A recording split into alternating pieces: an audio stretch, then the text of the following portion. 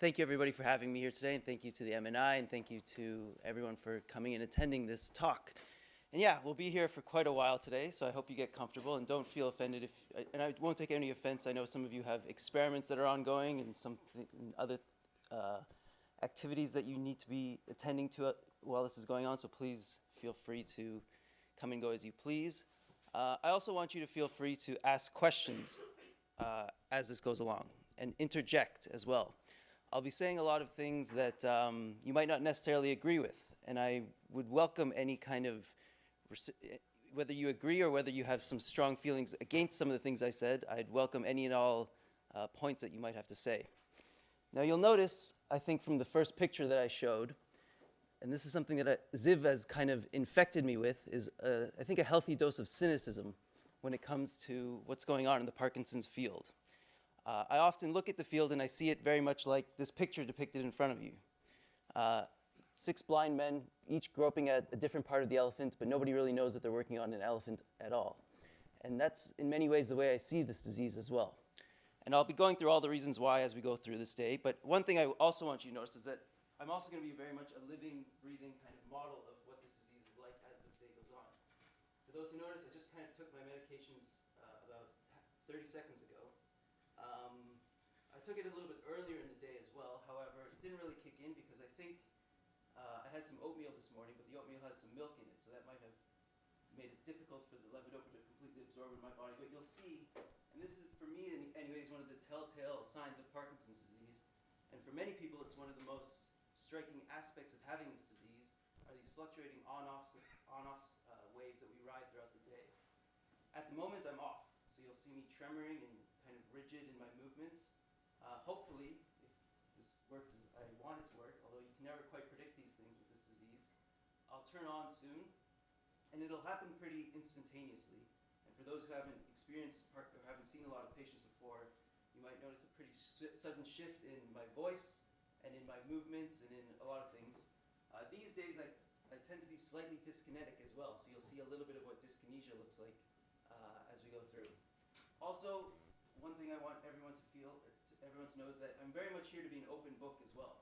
If you have any questions throughout this talk, please feel free to ask. I'm not shy about any aspect of what's going on here. But first I want to learn a little bit more about who it is that I'm talking to here today. So I want everyone to just kind of quickly raise their hands. Who here is a scientist working in the laboratory on Parkinson's disease? Okay, among those scientists, how many of you would say that you regularly see patients? Very small amount, okay. Do we have clinicians here as well? Any clinicians or physicians in the audience? And I think we have a few patients here as well. I don't know if they want to. Okay. All right. Well, like I said, feel free to interject at any point. I'm very much here to kind of facilitate some of these discussions around some of the issues that I see as being the most prevalent in Parkinson's disease. I also have another kind of request for everybody in this audience. I think, gotten myself to the point where I'm in a fairly unique position in this field. And I often struggle with trying to figure out how to do the most good with the position that I'm in.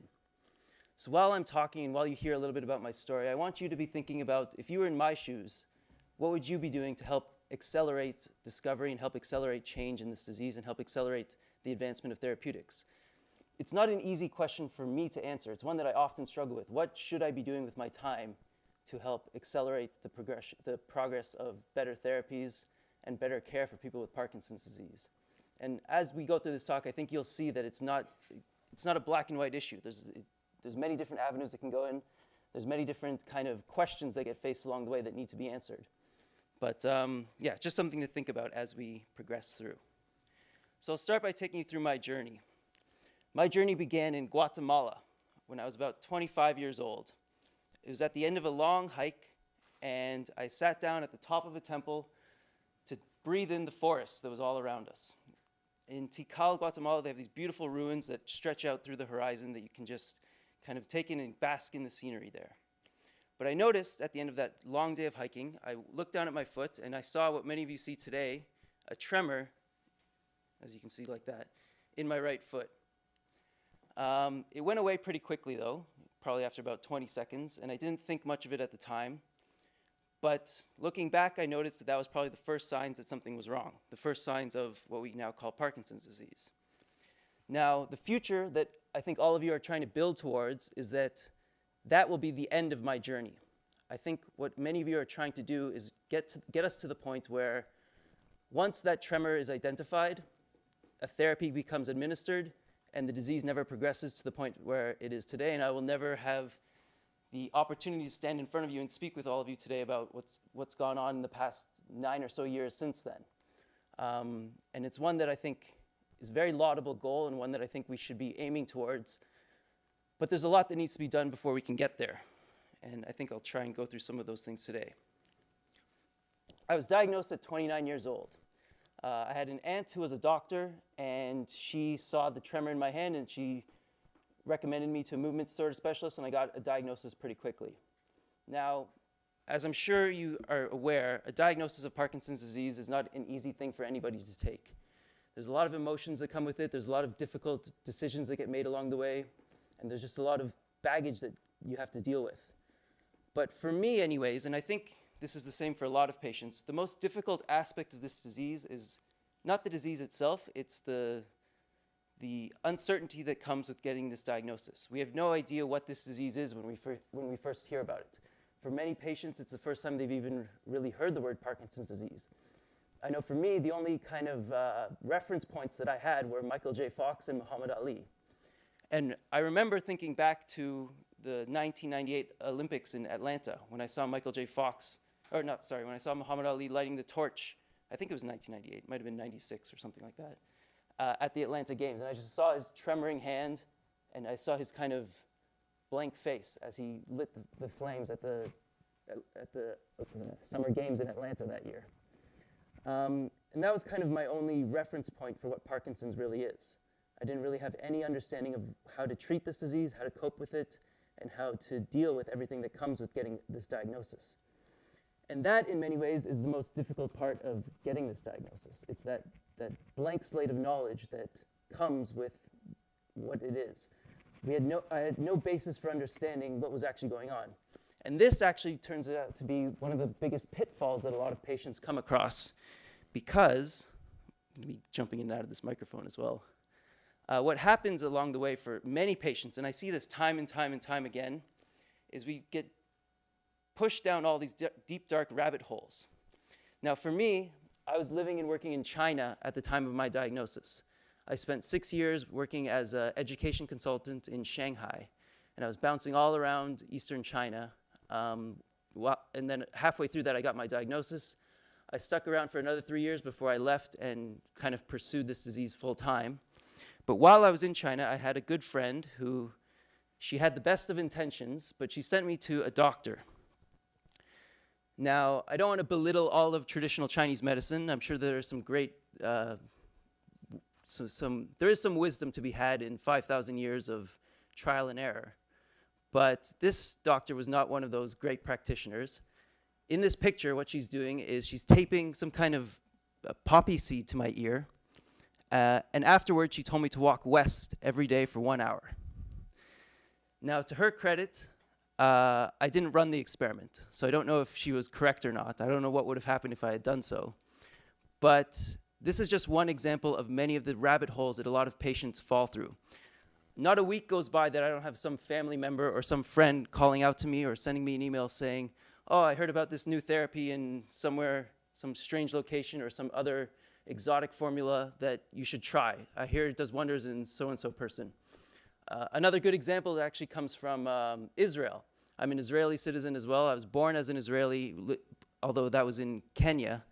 And I have some family members in Israel who told me about an experimental bee farm in the north of Israel where patients go to get stung by bees, and somehow this boosts their immune system and helps cure their disease. These are just 2 examples of thousands of stories that patients come across. And this is one of the big things that I realized soon after this disease that I could help try to solve. Just this barrier that we have towards educating ourselves properly in this disease. And this is kind of a simple solution in some ways that I think often gets overlooked. Just making sure that patients have the right kind of knowledge, the right basis for understanding, how to properly treat themselves and how to actually think about this disease properly. So after I kind of left China, the only thing I knew is that I really wanted to educate myself about this disease. And I had a choice. I could go to medical school, or I could go back to school and get a PhD and spend the next 8 to 10 years of my life toiling away in maybe a place like this. Now, I'm sure I would have learned a lot of great things along the way, but this was about 3 years ago, and I realized, or I thought, how can I accelerate this process? How can I get kind of an accelerated course of study in this disease? So what I did is I started reaching out to experts that I came across.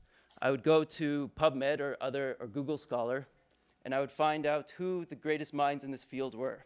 And I started reaching out to them. Now, at the beginning, they weren't very receptive to my calls. I'd probably email 10 experts and only get 1 or so back in response. But over time, my kind of reputation in this field has grown, and my credibility has grown a little bit, and I now get a lot of them reaching out to me instead. So this is just one example of a guy named Dr. Thilo Kunath in Edinburgh. Here we are staring at induced pluripotent stem cells together. And this is basically what I did. I've probably been to well over 100 different labs around the world, I've tried to speak to just about anybody who is in this disease that might have some wisdom or some piece of knowledge that I could glean from. Education has always been very important to me. Even though I was a terrible student in my time at school, I was kind of a history and philosophy major, but I really didn't pay much attention to what I was doing while I was in school. It was only after I left school that I started to really educate myself. I went to the University of Guelph, for those who know, just outside of Toronto, but to be honest, I didn't really learn anything there. I only really started to kind of learn about the world and about life and about all the things that come with it after I graduated and started to travel. I spent basically my entire adult life living abroad. 2 days after I graduated, I jumped on a plane and went to Africa, where I spent the summer in Ghana. And after that, I spent the next almost a decade in East Asia, first in South Korea, then, like I said, in China, working in education. So education has always been very important to me. And like I said, I wanted to find a way to help educate the greater Parkinson's population as well. So I did what any good millennial would do. I started a website. This is the name of the website, Tomorrow Edition. It started off as just kind of a place for me to ramble about the future. I became very excited learning all the things that I learned about biomedical science and AI and all these other kinds of topics, and I just started, and I had a bunch of articles where I would interview people about them.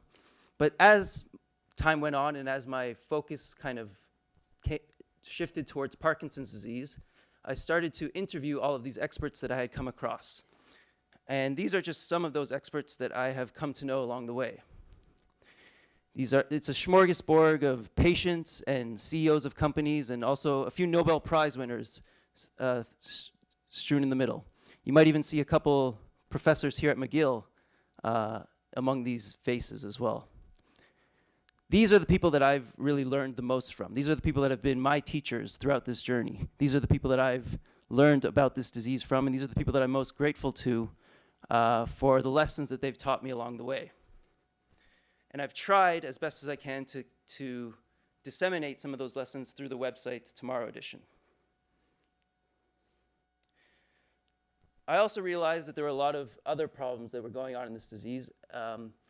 One particular problem, which is part of why I'm here today, is this gap that exists between the patient community and the research community.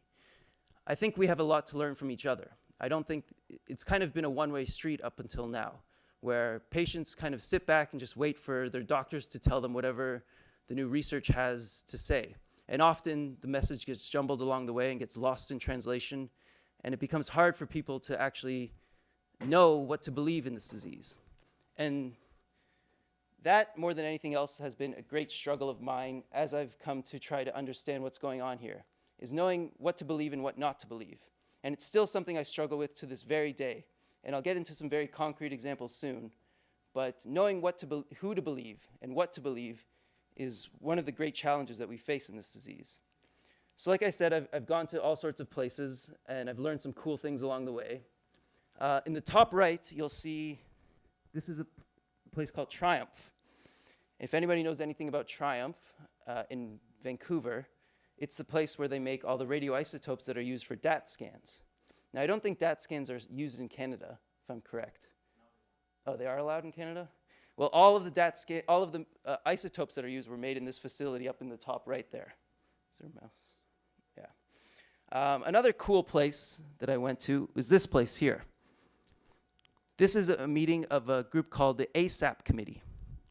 Has anybody here heard of the ASAP Committee?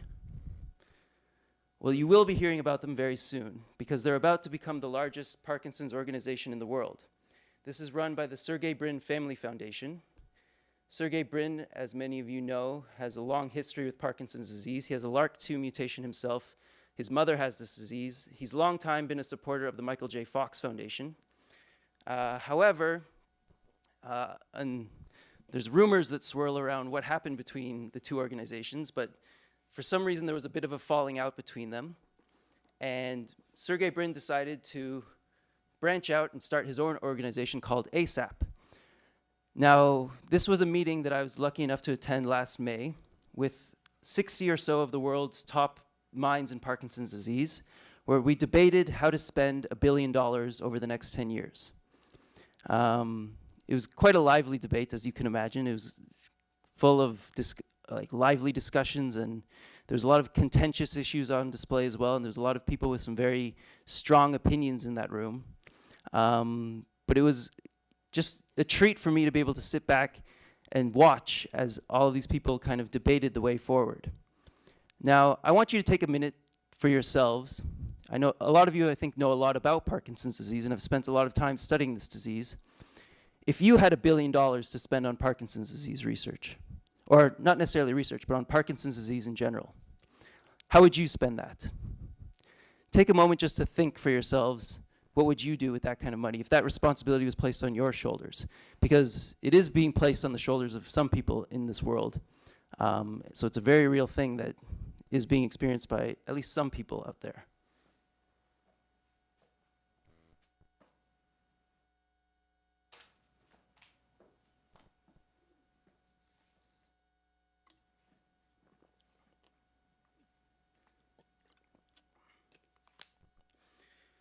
Now, I don't expect you to have any concrete answers right now, but essentially what they decided is that we need to go all the way back to the basic sciences.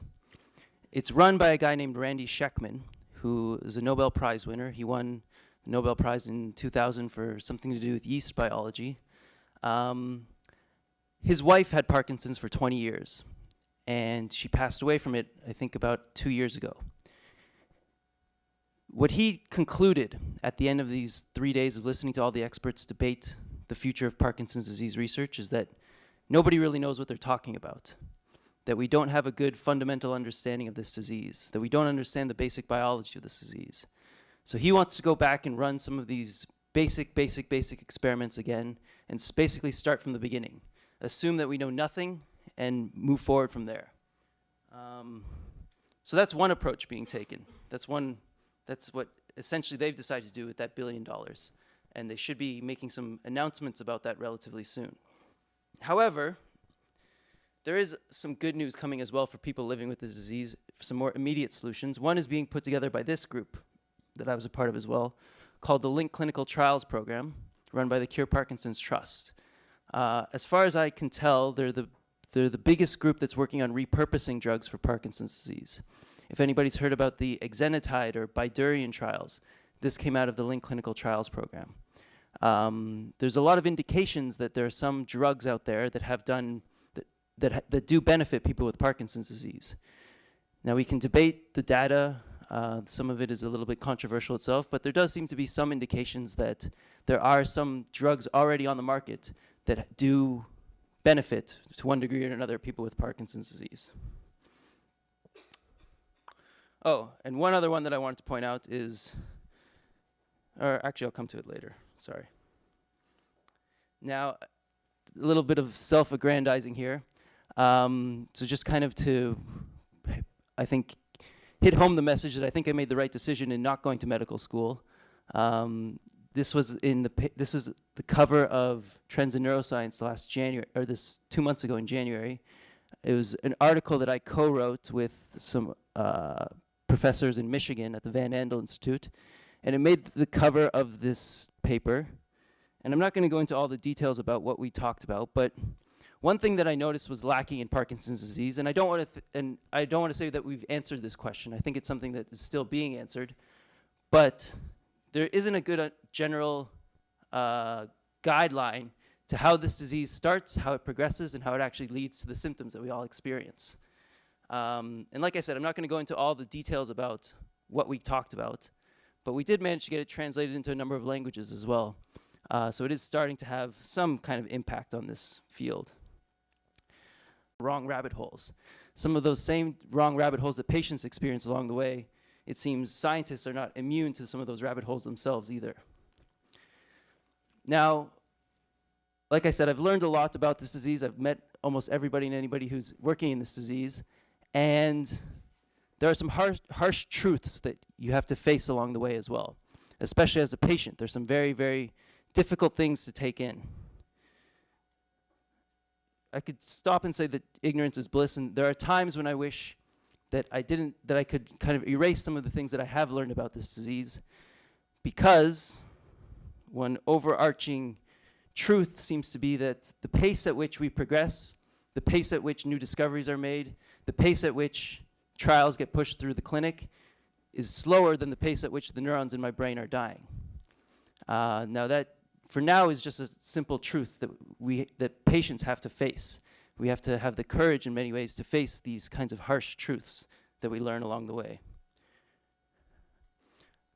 It's also become a very much a global phenomenon. Now, I think the word pandemic is a little bit hyperbolic, but you'll see here that it is rising pretty rapidly. By some calculations, it's actually the fastest growing neurodegenerative disease in the world. There's one aspect of it, though, that is particularly striking to me, and that's this increase in longevity that we're going to be experiencing soon.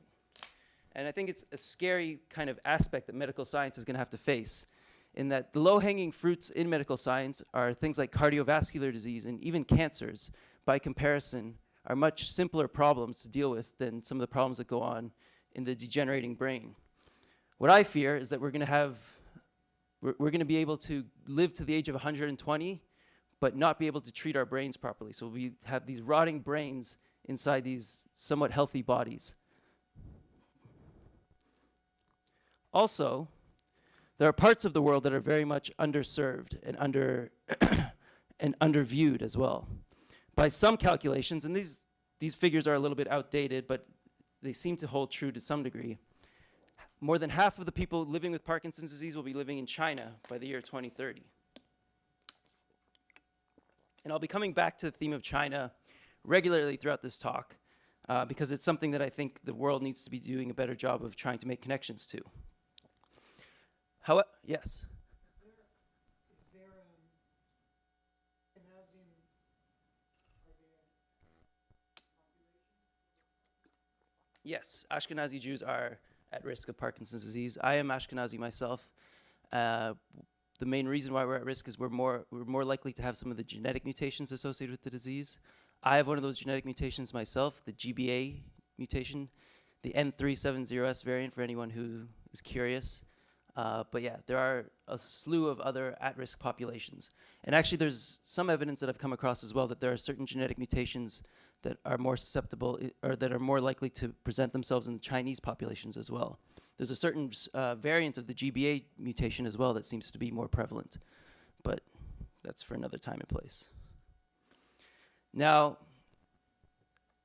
as we kind of continue with this hunt for disease-modifying therapies, and as we continue with our course in trying to actually tackle the basic science, there's a lot of very simple solutions that need to be addressed as well, or simple problems that need to be addressed. And the simplest problem is the amount of care that patients actually have access to. Does anybody know, and from what I heard, it's particularly bad here in Quebec. My care is in Toronto, but I'd be curious to learn what it's like here in Montreal in particular. The average patient, how much time do they get with their neurologist per year? For those who aren't patients, for everybody else, what do you think the answer is? Anybody? 30 minutes per year? Well, yeah, sounds like you guys have a good understanding of what it's actually like. Here's a pretty good graphical depiction of that care. It was put together by a friend of mine named Sarah Reguer, and it's very much true what she says. We spend almost all of our time in self-care. We have this kind of concept in society that care only takes place in a physician's office. But every second of every day, I make decisions that affect my health. Now, I don't know if I'm necessarily making decisions that affect my disease progression. Speak a bit further from the microphone so it will be recorded better. Okay. If anyone has questions, press on the buttons next to you and it will be recorded as well. So. No worries. So like I was saying, I don't know exactly how to affect my disease progression. And well, there is one therapy that we know of that does have some impact on that is disease modifying to some degree, and that is exercise. But that can be debated as well. However, what we do know, and what I'm very confident in, is that every day I make decisions that affect how my day-to-day symptoms manifest themselves. The amount of factors that go into deciding how my symptoms actually present themselves on a day-to-day basis is pretty striking. Everything from my sleep levels, to my anxiety levels, to the food that I've eaten, to the amount of water that I'm consuming, which I need to do again. All of these affect how my medication gets absorbed and how my symptoms actually manifest themselves from day to day. But what's striking to me is that nobody, or I don't want to say nobody, but very few people are actually studying all of these other factors that go into how patients actually live with this disease day by day. The vast majority of our resources, the vast majority of our care, it seems, does not go towards care. It goes towards teasing apart the basic biology. And while I'm grateful for that as well, while I hope that progress gets made, I would like to see more be done to actually try to help patients understand what is the optimal diet, what is the optimal amount of water, what is the optimal amount of exercise that I should be getting on a daily basis, just to make sure that every day is as pleasant as it otherwise could be. Now, this question, I think, will be different for each person that's in attendance here. Especially it's different between researchers and patients. There's the objective reality of having this disease and the subjective experience of living with this disease. The objective reality in many ways is what's actually going on in my brain. And the subjective experience is what I feel from day to day. But I want to stop for a second and think about the objective reality of this disease. I've asked many of these hundreds of researchers that I've come across, what is actually happening in my brain? And the most kind of glaring part of those responses that I've gotten is the amount of discord between them. Almost every expert, and this is something that I often do when I am one-on-one with many of them, is I ask them to close their eyes. And actually, since many of you are experts yourselves, I'm going to ask you to do the same thing right now. Close your eyes for a second. And I want you to picture the degeneration happening in my brain right now. Now, what I often do when I'm sitting one-on-one with them is I ask them to explain what it is that they're seeing to me. One thing I notice about scientists is that many of them are visual thinkers. So they have an image in their brains. I'm assuming many of you have some kind of image that you're looking at right now. Maybe you've zoomed in on the substantia nigra and you're seeing some kind of battlefield strewn with all sorts of remnants from the destruction that's taken place so far. But what I've noticed is that everyone has a slightly different picture of what's actually happening in there. Some of them will say it's just a blank slate because we don't have any good understanding. But it's striking to me just how different this disease is from person to just how different the picture of this disease is from person to person. It shows me that we have a long way to go. But even more striking than that, even more striking than our differences in the basic biology, is our differences from person to person and from patient to patient. There's a quote that many of you may have heard before, where if you've met one person with Parkinson's disease, you've met one person with Parkinson's disease. And to try to give you a better visual of why I say that, I'm going to play for you a quick video. Hopefully this will work. That I think does a better job of explaining that better than I could.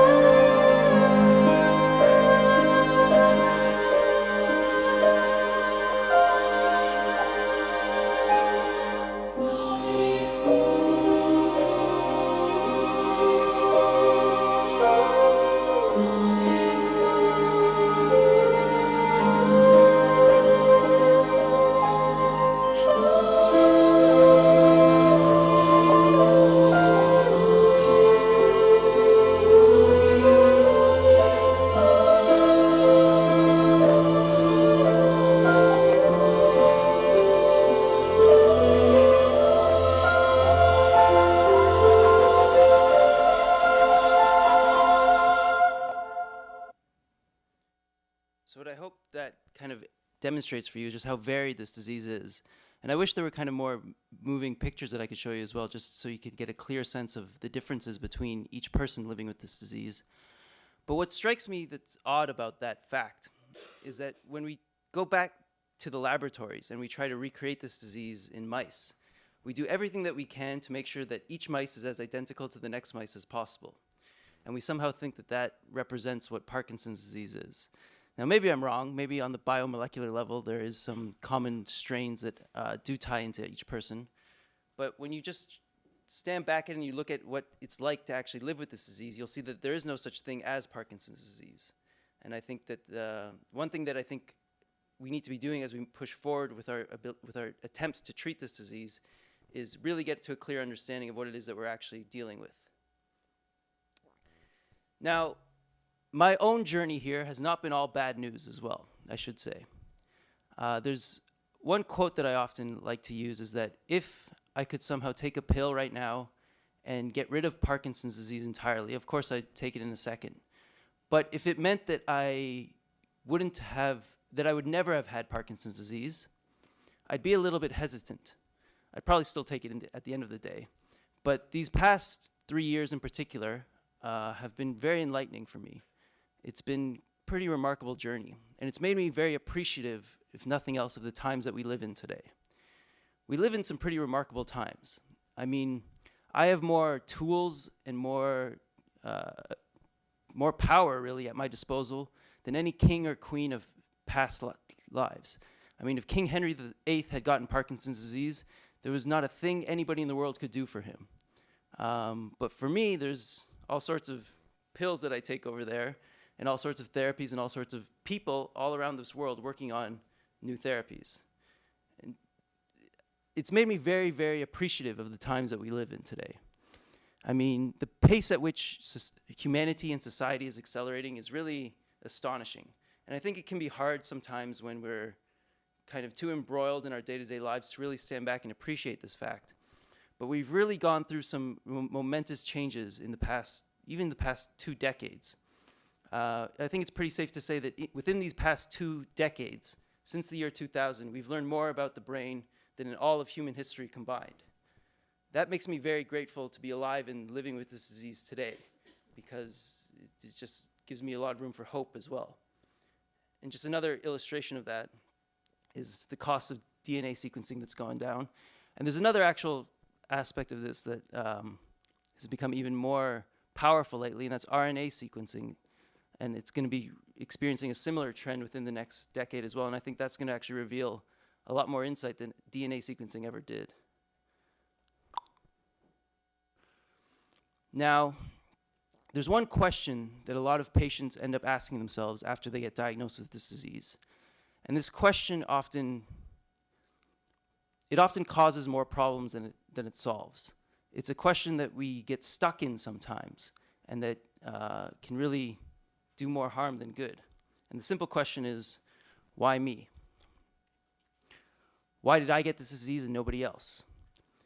In many ways, this question is a trap. It's something that is, when some people fall into it, it becomes very difficult for them to pull themselves out of this moment.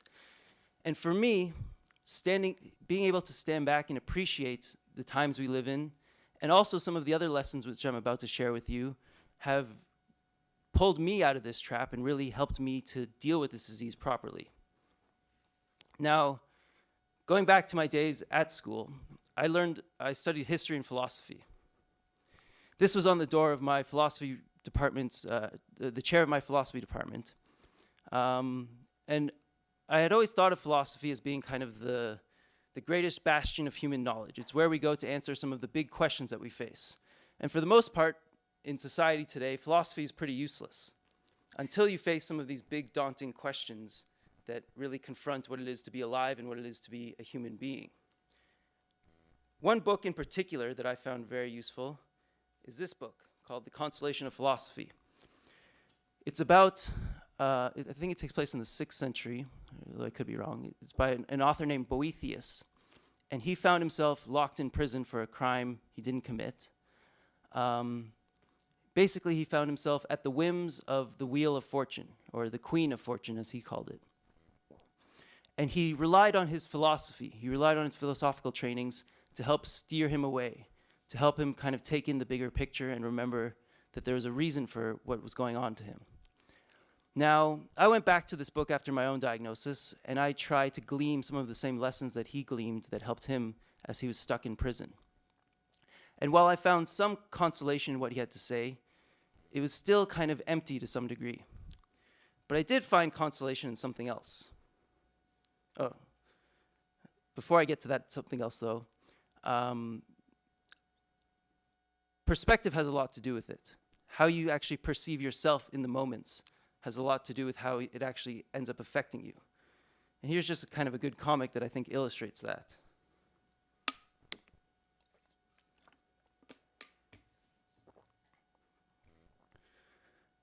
Cultivating the right perspective is important, I think, for any walk of life, for anybody in any walk of life, I should say. But getting back to what I really wanted to get at. The lessons that I've learned in the past 3 years, and I should say the last biology class I took was probably in grade 10, and I was probably asleep for most of it. But over these past 3 years, I've learned more about the brain and about the cellular life than I ever thought I would.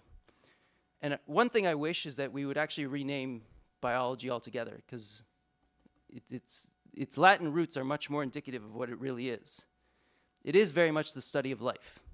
It is the study of who we are and how we came to be where we are. This was a picture given to me by some people at Roche. I'm sure there's some people in this room that know a lot more about electron microscopy than I ever will. But they went over for days with me about the beauty of electron microscopy and how much information is actually captured in this picture. And I can't remember the exact details, but there's something like 90 terabytes, or maybe that's an exaggeration, but 90 terabytes in every pixel of this image. But what this really illustrated to me is something that I learned in my childhood, or something that I thought about from my childhood. I remember very distinctly as a little boy staring down at my hand and trying to zoom into the cracks in between my skin. And I always had a very vivid imagination. And I would imagine whole alien worlds, whole alien civilizations living in the cracks between my skin. Little did I know that I was basically almost 100% correct. The microbial world, the world of cellular biology, the infinitely small world that is all around us is in many ways, a very alien world to our own. We have this kind of concept in society these days that the final frontier is somewhere out in space. I would argue, though, that we know a lot more about distant stars 40 billion light years away than we know what's actually happening in the cracks underneath our skins, in the cracks between our skins, I should say. And I often now just kind of stare at these pictures and wonder, what is going on down here? What is actually happening in the cracks between our skins? One good example of that, and one that's actually very relevant for what we're discussing here today, is this picture. Now, I'm just going to have to kind of take their word that this is true, but they told me that this is the picture of a neuron, a dopamine-producing neuron, at the instant that it is starting to die. You can see the outer membrane here is starting to become porous, and organelles are starting to infiltrate into the place where they're not supposed to be. This moment is basically what we're trying to unravel here. Why is this happening? What has gone on in this cell to actually make this possible? What has led to this point where the neuron starts to lose some of its, what held it together, and actually it starts to break down over time? For now, I think it's pretty safe to say that nobody knows. Nobody knows why this takes place. Nobody knows why this happens. It's one of the great mysteries that we're all trying to solve here. And why it specifically happens in the brains of people with Parkinson's disease is, I think, a much more pertinent question as well that we're all trying to get at. But it all speaks to what I think is the greatest story that has, in many ways, it's yet to been told, but I think it's the greatest story that's ever been told in the universe, I should say, and that is the story of biology. This has been illuminated to me time and time again as I've gone through my own journey here and trying to understand what's going on in my brain. But before I get to an answer that I'm going to give in a second, I want you to think for a moment. If you were standing in front of a room of 8th grade students and you wanted to tell them one story from biology that would inspire them to become biologists, or to not necessarily become biologists, but to at least appreciate or have a love for biology, which story would you tell them? Of all the things that there is in biology, of all the stories that could be told, which story would you want them to know?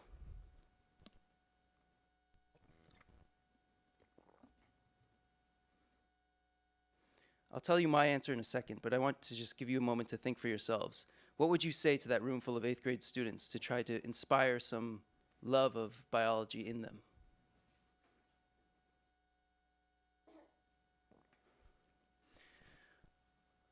Ziv?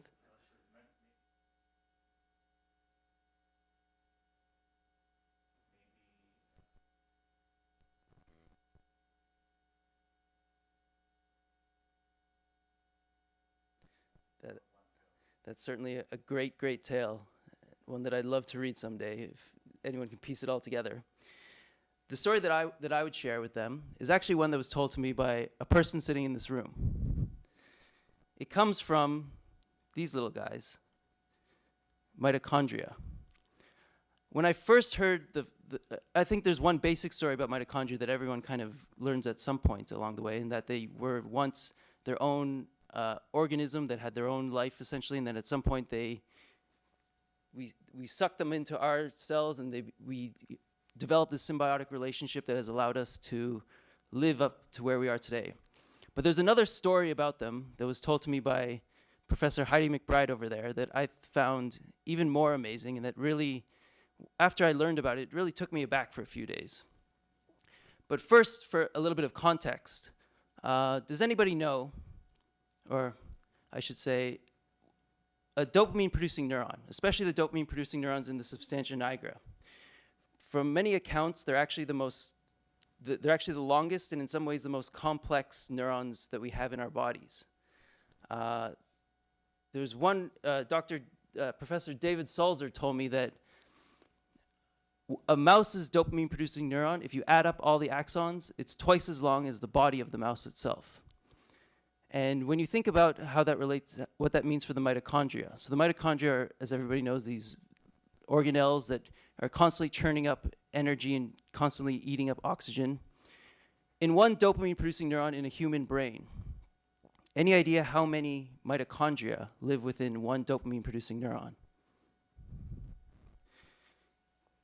Well, the answer is 2 million. There are 2 million inside one dopamine-producing neuron. What that means well, it means a lot of things. It has a lot of ramifications when you really stop to think about it. One of them is that I think it was every minute or every hour, I can't remember exactly, 30,000 of them are being destroyed and being reborn, which by itself is pretty mind-blowing. But there's another aspect to mitochondria that I haven't gotten to yet, that is the story that I would tell to that classroom full of 8th grade students, and that is this story.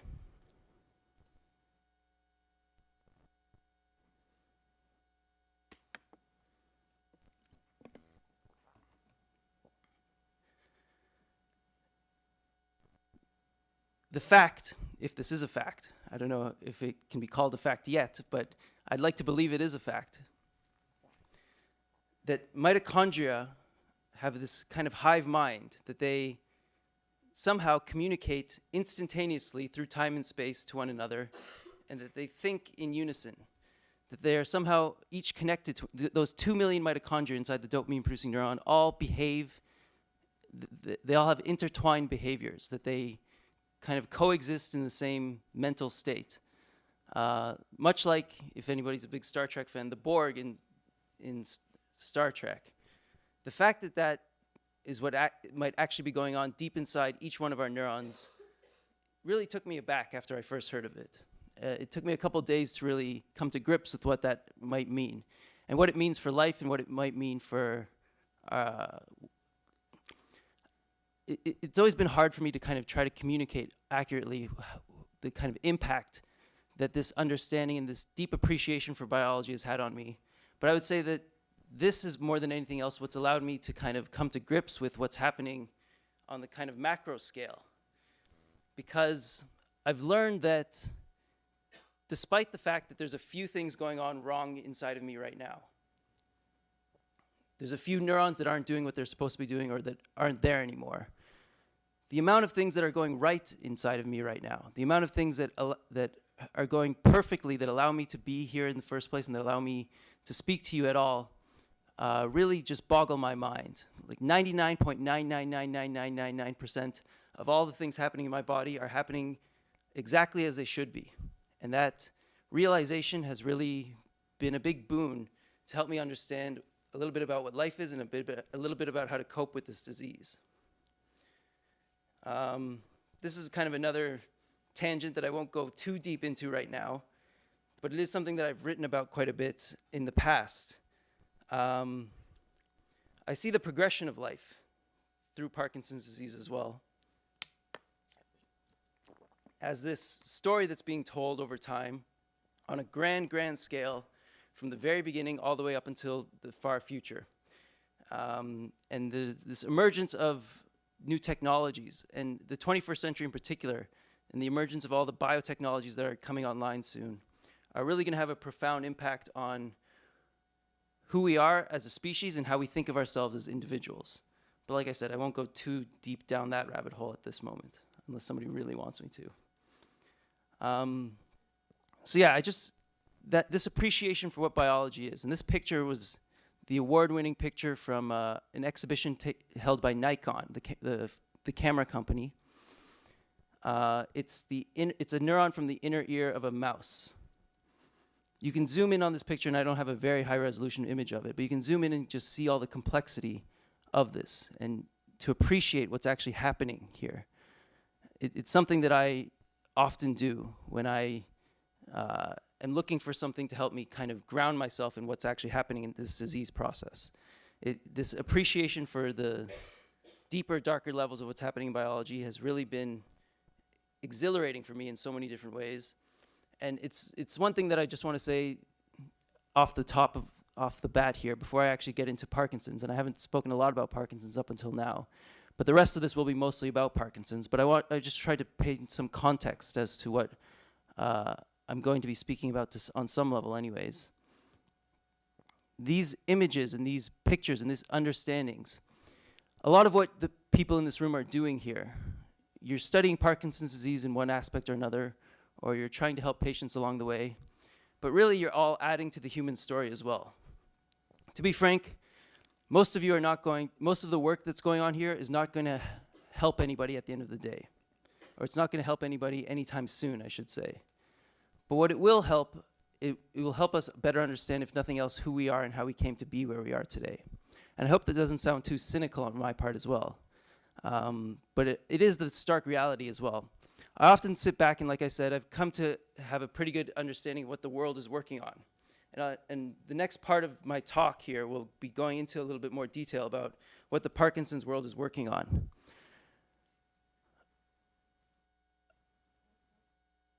The vast majority of work being done is not going to end up helping any particular person at the end of the day. I often think of it like 1,000 monkeys working at 1,000 typewriters.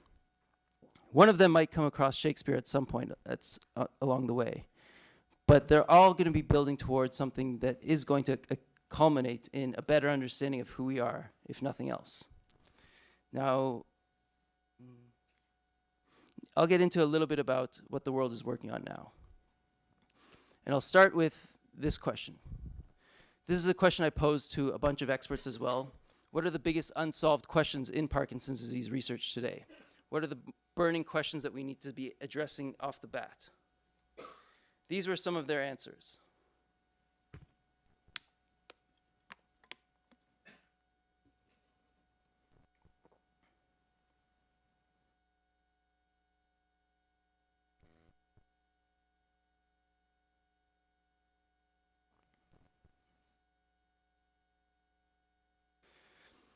I wonder, from the people here in attendance, if any of you would agree that these are the most burning questions in Parkinson's disease. Does anybody here think, or does anybody here want to state anything else in particular that you think is even more important than any of these questions?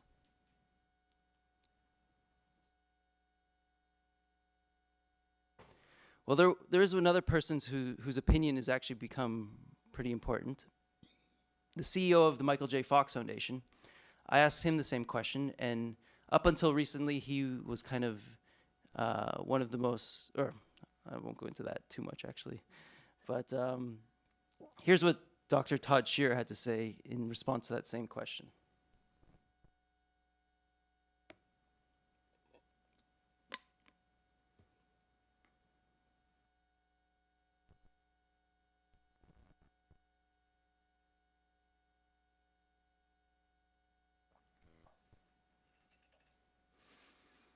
I think that's a pretty good answer.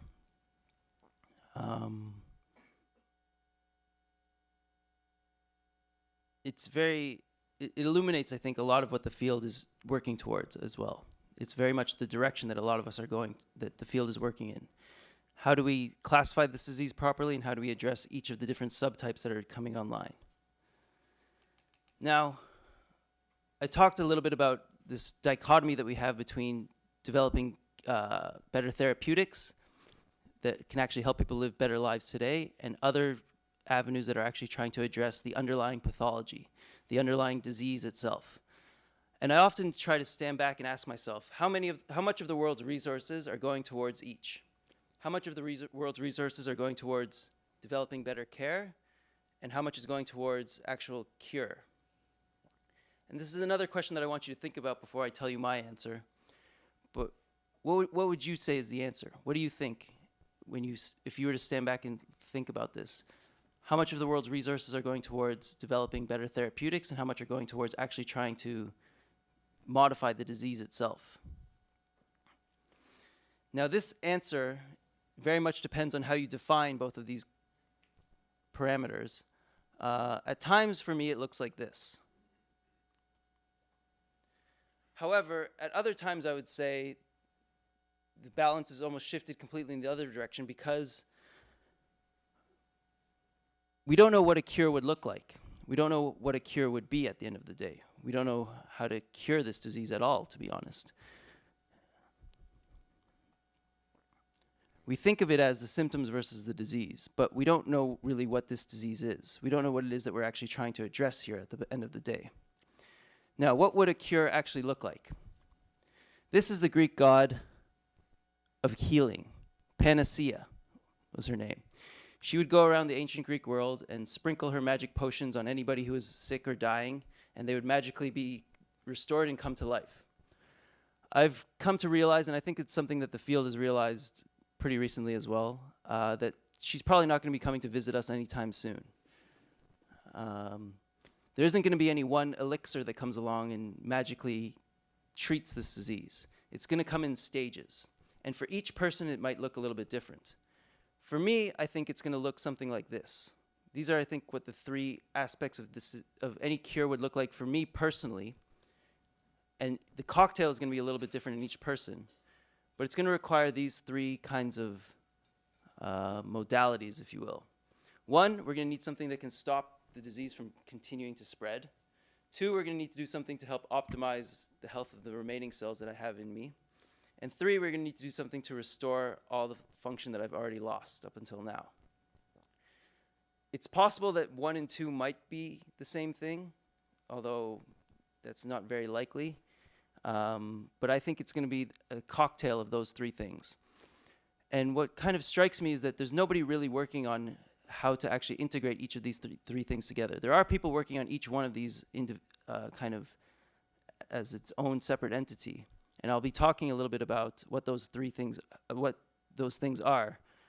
But in order to get there, we're also going to have to do a better job of measuring, predicting, and subtyping this disease first. And I think that's something that the MNI in particular has done a good job of actually helping the world come to an understanding of and push forward with. Now, I don't want to say, like I said, this will be a kind of, most of what I say here will sound a little bit cynical and a little bit skeptical as well. But there is a lot of reason to be very hopeful as well for those living with this disease. And despite the fact that it often seems like 1,000 monkeys working at 1,000 typewriters, there is a lot of activity that those 1,000 monkeys are generating. These are the number of active clinical trials in Parkinson's disease. The number is pretty striking, 644 active ongoing trials throughout the world in different areas of Parkinson's disease research. 465 of them are interventional, 179 are observational. And that's just it broken down by the various phases of this disease. And this is the world's perspective on it. This is how it's broken up around the world.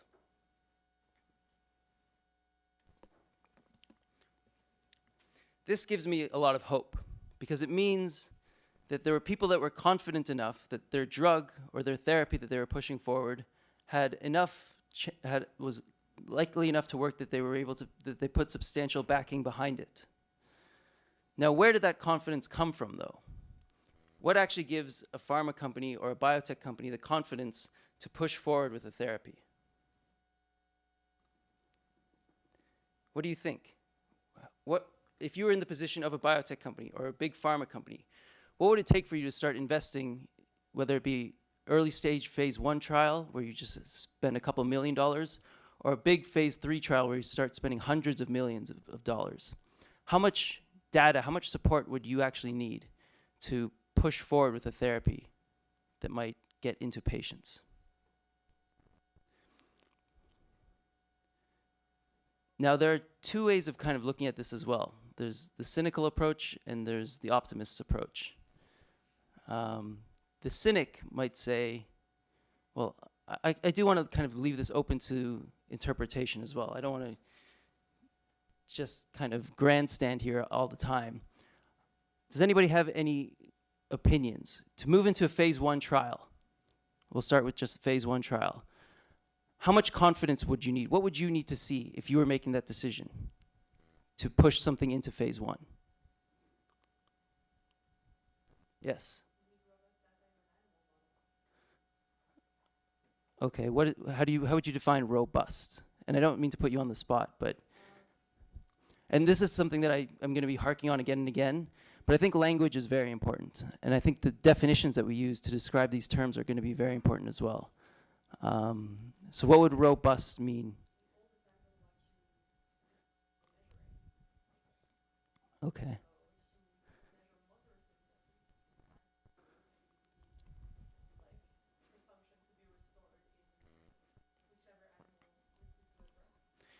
And that would give you the confidence to invest your millions of dollars in a phase 1 trial? Okay. Yes, Ziv.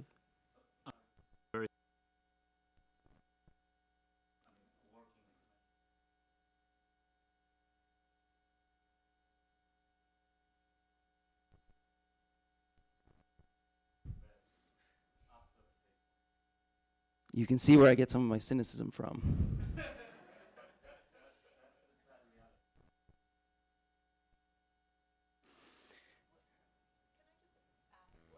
What does your cynical theories tell you about why there's so few trials in China? If there's such a huge population and growing proportion of Parkinson's. Well, for one, there's just a lack of understanding among the scientific community about how to treat Parkinson's in China. They don't. They're still very much in, I don't want to say the embryonic stage, but they're not as developed in their understanding. A lot of what's being done there is just kind of the extension of what's happening over here. Though they do have the ability to take, they do have different levels of risk that they're willing to accept in their trials as well, to put it lightly. This is something that I do a lot now. I go to biotech companies and they ask me about their designs of their clinical trials and about the drugs that they have in development. And they ask about how they can better tailor their drugs to help about the design of their clinical trials. How can they design their clinical trials so patients will be able to be more responsive to what they're pushing forward? And I see a lot of what Ziv was saying in them. I was at a company last week, and I won't mention the name of the company, but after I explain it, I think you'll be able to Google search it if you want. They're doing blood transfusions for people with Parkinson's disease. They're taking young blood from young people and putting it into old people with Parkinson's disease in the hope that that will help with their symptoms. Now, why are they doing this? Or how did they get to this point where they're able to actually, and this has become a pretty big company and they're moving into phase 2 trial pretty soon. I see a lot of these trials happening all around the world. There's many different cases similar to this, where a company is able to push forward with a therapy where they've managed to just convince the right people that what they're doing is viable. Now, at the same time, I see a need for this as well. Even though we might not have the evidence that we need to push forward with the therapy, it's important that we continue to push forward with therapies in general. Why might that be? If you had a drug that you were not completely confident in, why would you push it to trial even though you weren't confident? Well, the simple answer is, or for me anyways, it's kind of, did you want to take a stab at it? Because it might work, yes. Yeah, there's always the chance that you were that one monkey that wrote Shakespeare. And sorry if I keep using these kinds of analogies. But there's another aspect to it as well, and that is simply that the models that we have of what we call Parkinson's disease, I think are safe to say are not models of Parkinson's disease. They're models of various other things, but you wouldn't call them Parkinson's disease. The only models of Parkinson's disease we have are the people living with this disease. And we frankly need a better understanding of what's happening to them on the biomolecular level. And the only way to get that is by testing things in them. Now this becomes a very, very contentious issue, and it's something that I struggle with personally. And I'm going to ask of you, and we're going to take a break after this point. But there's a dilemma that I face on a daily basis nowadays that I would like some help with if you can. You don't have to answer it now. You can come to me afterwards if you have any guidance in this level. But there's a dogma in the field that gets pushed onto patients that says basically, if you want to help Parkinson's disease, what should you do? Sign up for clinical trials. This is what is told to patients on a daily basis, that they should basically subject themselves to these experiments. Now, on some level, it's good because it gives them hope as well. And hope can be a very powerful thing. It gives them the belief that there is something that they're taking that might actually help them. And as I'm sure you know, the placebo effect is very strong in Parkinson's. So there is just benefit in signing up for a trial just for the sake of that as well. But there's other parts to this problem as well. We need a robust pipeline of trials and development, of therapies and development, because the clinical trial model is constantly being experimented with. The way we design and run clinical trials is constantly being adjusted. We still don't know exactly how to run a clinical trial for Parkinson's disease. No one's really been able to design a great trial for it yet.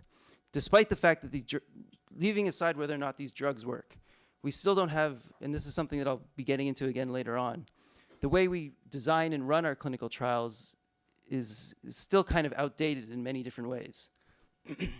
So we need to be constantly running these experiments just so we can continually make these incremental improvements in Parkinson's. But, and this is, again, coming back to the dilemma that I face, I speak to patients all the time. I interact with patients pretty frequently. If you were in my shoes, what would you tell patients? What do you think should be the message to the patient community? Should they be subjecting themselves to these trials with the understanding that the vast majority of them are going nowhere? But we need them to continue to enroll in these trials for the betterment of society. And it is kind of a philosophical question about the greater good as well. I mean, me as an individual, I'm very self-interested. And this is something that's particularly true with Parkinson's disease, I think in particular. Patients can be very selfish, and they have a right to be selfish as well. But in Parkinson's disease, for some reason, they seem to be even more selfish, or not for some reason, there's very good reasons why they are more selfish. The pace at which the disease progresses is much slower than a lot of other neurological diseases. Last week, I was at a conference with patients that had ALS and frontal temporal dementia and a few other neurological diseases. And I left kind of grateful that I had Parkinson's disease, but at the same time, I wish we had the same level of urgency that some of these other disease areas imbue in their patients and in the scientific community as well. In Parkinson's disease, for one reason or another, or not for one reason or another, but in Parkinson's disease, because of the slowly moving progression of the disease and because of a variety of other factors, that level of urgency just isn't there. There's more of a kind of acceptance of the status quo and of kind of just doing things the way that we have done them in the past. So yeah, that was my rambling portion of that first part of it. So I don't expect anybody to have any great answers for these questions as well. These are very difficult questions for anybody to face and for anybody to answer. But it is something that I wish more people were thinking about and more people were aware of. Now, going forward, we're going to take a short break now. But going forward, like I said, it's going to be a little bit more Parkinson's focused in particular. And I'm going to be talking about the disease-modifying trials that are ongoing in Parkinson's disease. One thing I did recently is I surveyed many of the world experts in Parkinson's disease, and I asked them a very simple question. Of all the disease-modifying targets that we have today in Parkinson's, which ones do you think represent our best hope? Which targets are most likely to end up in a viable therapeutic strategy? And I'll be revealing the results of that survey after the break.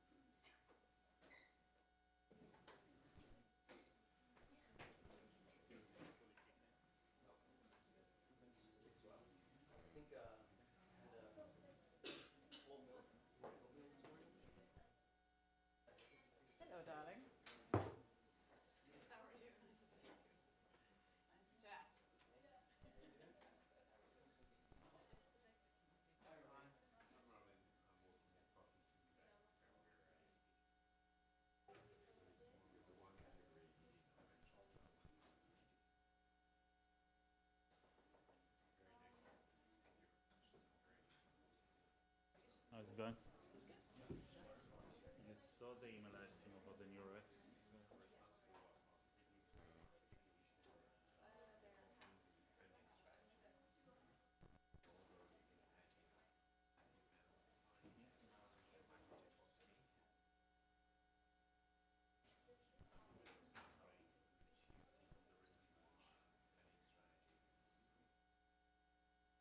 Oh,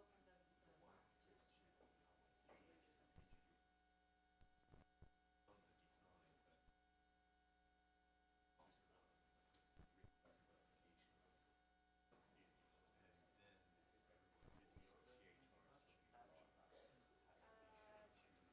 yeah, yeah, I got just I just signed it on yeah.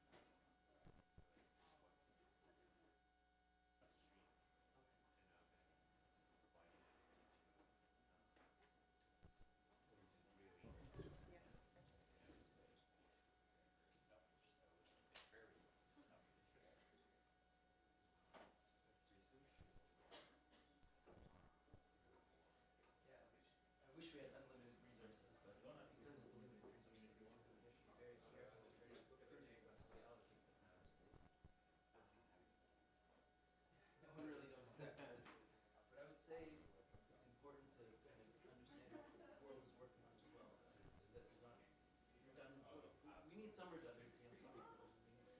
It's good that more than one person is working on the same problem. But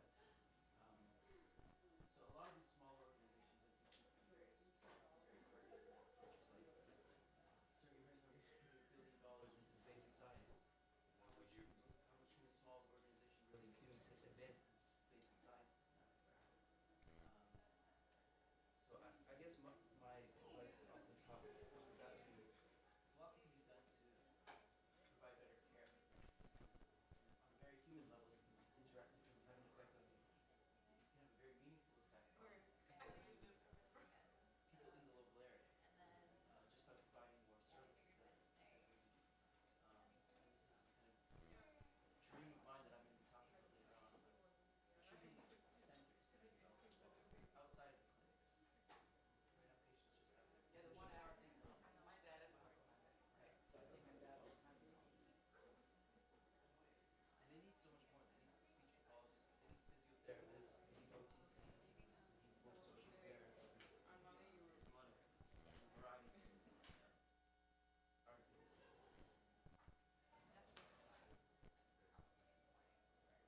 Yeah, I'm more than happy to. Yeah, for sure. or Get in touch. I mean Check get your contact information For him, or I'll have it up on the board. it's on Twitter. Excellent. Talk to you. Thank you. Hi. Thank you so much. Just find his position for the expired. I work with How's your sleep? That's all right.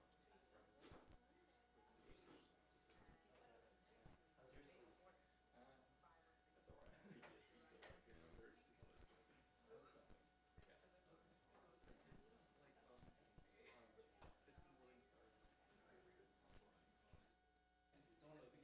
so like very similar sort of things. Sometimes. Yeah.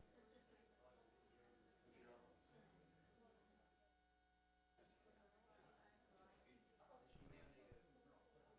It's only the beginning, so there's a lot more to go.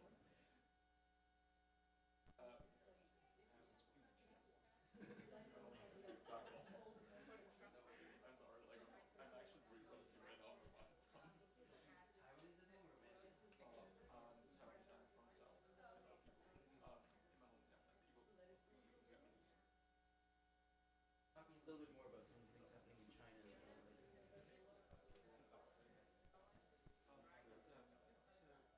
Actually, I'm partly Taiwanese Facebook. Is it that like GPA runs in?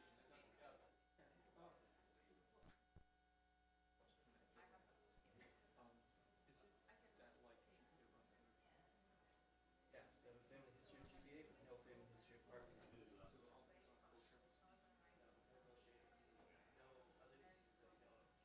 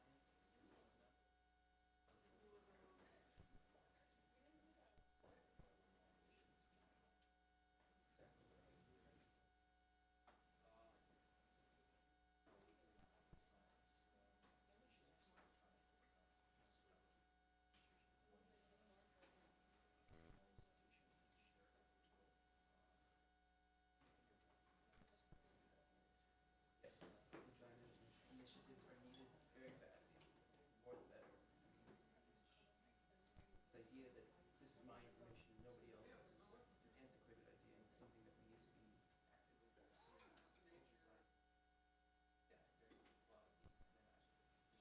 Yeah, very good. Well, I can imagine. Be a bunch, but I think we need to start. Yeah, sure. So getting back to some of the mysteries of Parkinson's disease, a lot of the unsolved mysteries. So the drugs finally just kicked in for me. So you'll see me a little bit more dyskinetic now rather than tremoring and rigid as before. But the weird thing that I've noticed, I don't think there's anybody that can really answer this, but I'm wondering if anybody has any guesses. Often when I sit down, it kicks in. Any ideas as to why?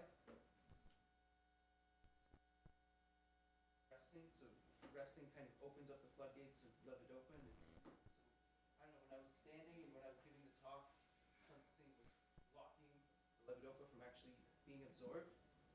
And then when I sit down, there's like a vessel that opens up and it floods in. Well, that would just involve fine-tuning standing or sitting.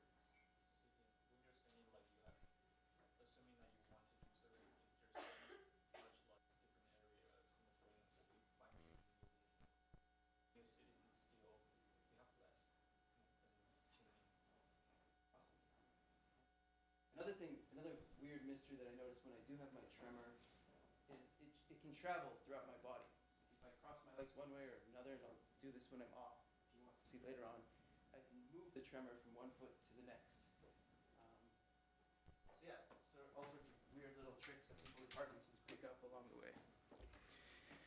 But yeah, I guess before we begin, did anybody have any questions from any of the rambling that I went through in the last segment? Or should we just kind of move on to the next? Okay. So, halting progression. What are our best guesses for what molecular targets are actually going to help us solve the progression of this disease? Like I said, I surveyed a bunch of experts, and these were the results of that survey.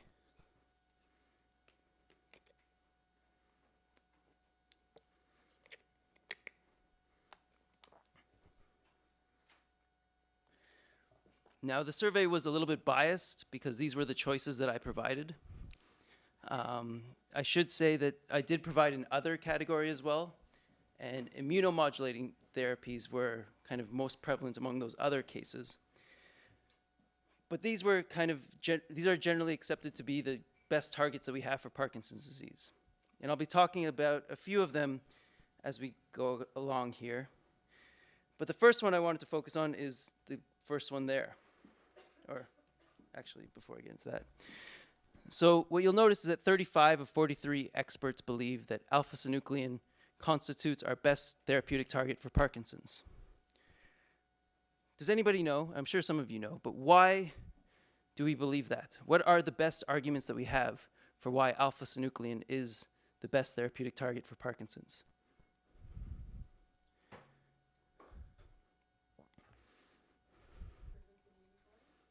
Its presence in Lewy bodies, yes, and almost all patients exhibit or have Lewy bodies upon autopsy.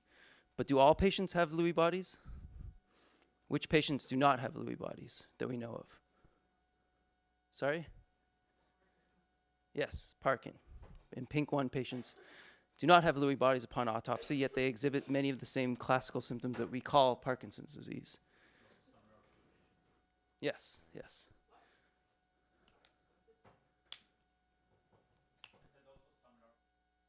Yes. Some LRRK2 patients also do not have Lewy bodies upon autopsy.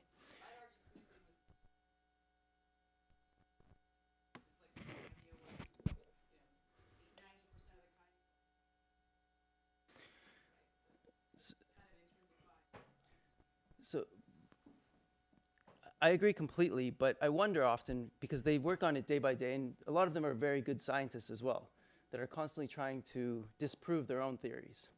Yet they continue to believe in this very strongly. There is some other evidence as well from all the other reports that are out there.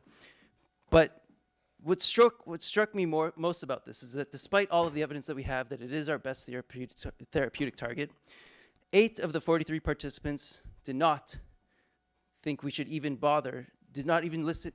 I asked them each to list it at their top 5. They didn't even list it anywhere in their top 5. Now, why is that? Why is it that some experts, and these are people that know this disease as well as all the others, why is it that some thought this was not one of the best therapeutic targets? Well, this is, I think, a slide that some of you have seen before. I got it from Alberto Espe.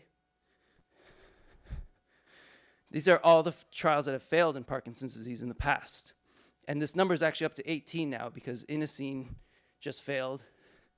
And it's about to be 19 as well because another one is probably going to be failing pretty soon, or the results of it are going to be released pretty soon. And then we have a bunch of others in development as well. But why? Why did all of these fail? 18 or 19 drugs, however you want to count it.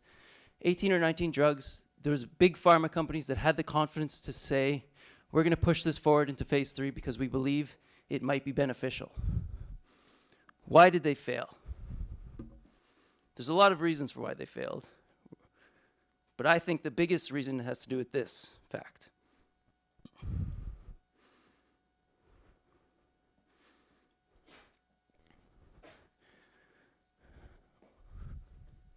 We have this spectrum of people that we all lump together under a single banner called Parkinson's disease. And a lot of these drugs, the criteria for entering these trials was to have Parkinson's disease. Now, some of them had a few other exclusion criteria as part of their trials designs, but the main entry criteria is just to have what we call Parkinson's disease. And this idea that Parkinson's disease is any one thing, and that it's going to be treated most importantly by any one thing, is probably an idea that needs to be examined and critically challenged as we move forward. But how do we move forward? How do we start actually properly subtyping and developing better targeted therapies for subtypes of this disease? Well, let's start with this guy. And why some people believe it is no longer one of our best bets. There's a lot of reasons for why, but I think it was summed up pretty nicely by a friend of mine, actually, Dr. Simon Stott.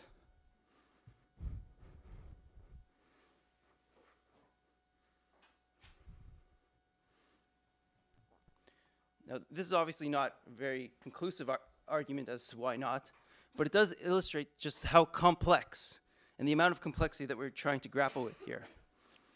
This was taken at a meeting last September called the Synuclein Conference. I was invited to come and speak there as well, and basically it was 3 days of 100 people who spend their lives studying this one protein, arguing and debating everything that we know about alpha-synuclein. Towards the end, I stood up and I asked, what is our best evidence that this is actually a cause of Parkinson's disease and not an effect? And the answer that I got was the same one that was given here. These Parkin mutations are the best evidence that it might not be actually a causal mechanism of this disease. And yet, there's a lot of, not a lot, but there was some sneering from the crowd when I asked this disease, because of how much of our time and how much of our global resources are being invested towards chasing after this one particular protein. Now, moving on to the genetic targets as well. And this is one that's obviously very important to me because I have one of these genetic mutations, the GBA mutation. There's a lot of therapies in development now just targeting these specific genetic variants. I'll talk more specifically about the GBA and the LRRK2 ones. There's not, as far as I know, there aren't any Parkin therapies in clinical trial as of yet. But there is a great deal of activity happening in GBA and LRRK2. And there's a lot of good reasons for why they constitute many of our best guesses as to what might actually result in a disease-modifying therapy. But there's also reason to be skeptical of these approaches as well. And one of them was illuminated to me by somebody you might be familiar with.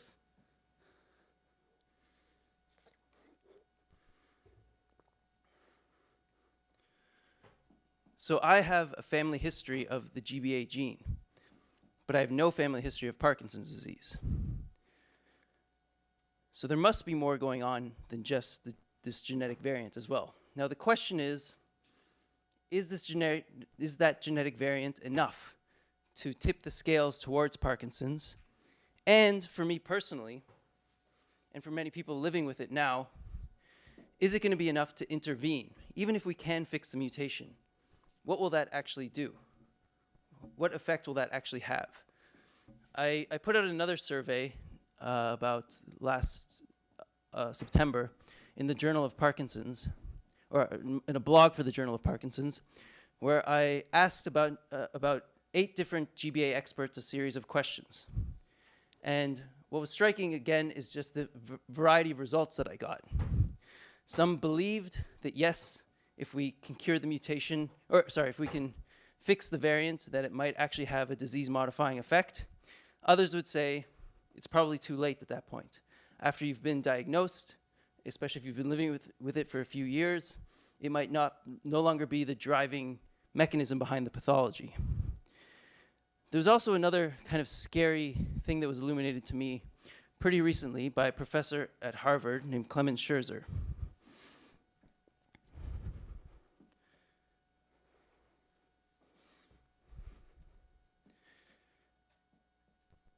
Everything we know about these genetic variants associated with Parkinson's disease are associated with the onset of getting the disease. It's kind of like a binary, did this lead to Parkinson's or did this not lead to Parkinson's? But we haven't done thorough enough studies into what actually contributes to the progression of these diseases.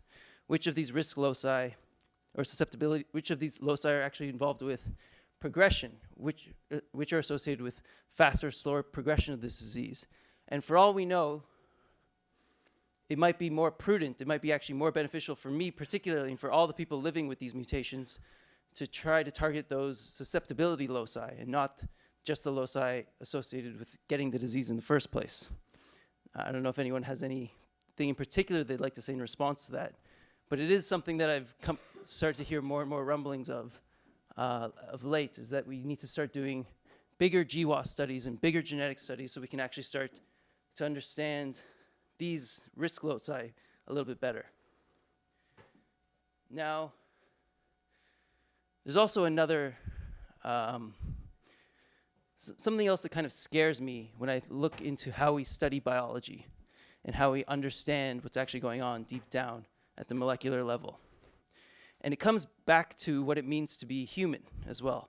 And kind of a fault of humanity in some ways is that we love a good story. We love stories that have a great beginning, middle, and end. And more than anything else, we understand the world as a sequential series of events. One thing happens, and then another thing happens, and then another thing happens, and then another thing happens. And I think this bleeds into our understanding of of everything around us. And it bleeds into our understanding of biology as well.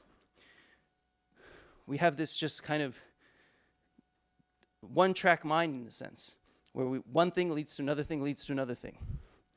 And this problem was illuminated to me by a professor in Cincinnati named Alberto Espe. And this is what he had to say about it.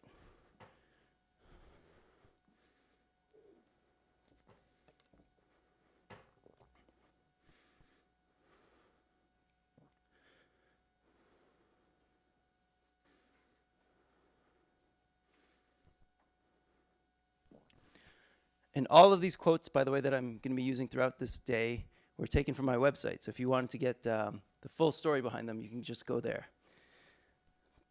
But I think that we need to be very careful about how we're studying these diseases, and especially when it comes down to probing the deep recesses of our biology. In science, you try to do everything you can to remove bias. But I often wonder, and sometimes I fear, if we're doing enough to remove the human element as well from our study of these diseases, and how we can actually design studies in such a way that we remove this kind of built-in idea of the world that we have, that things follow one thing after another in a very nice and neat order. There's no guarantee that biology fits in these nice, easy ways to understand, and we have accounted for that in some ways. We do have this understanding that there's just recursive mechanisms and there's loops that take place in biology, but we still are very much, I think, limited by how our brains work. And there's kind of a deep, dark question at the heart of neuroscience. It comes almost down to artificial intelligence as well. But can a computer understand its own software? Can we understand how we're actually put together? We might be fundamentally limited in some ways in how deep we can understand these things. And just another quote from him that kind of further illuminates this.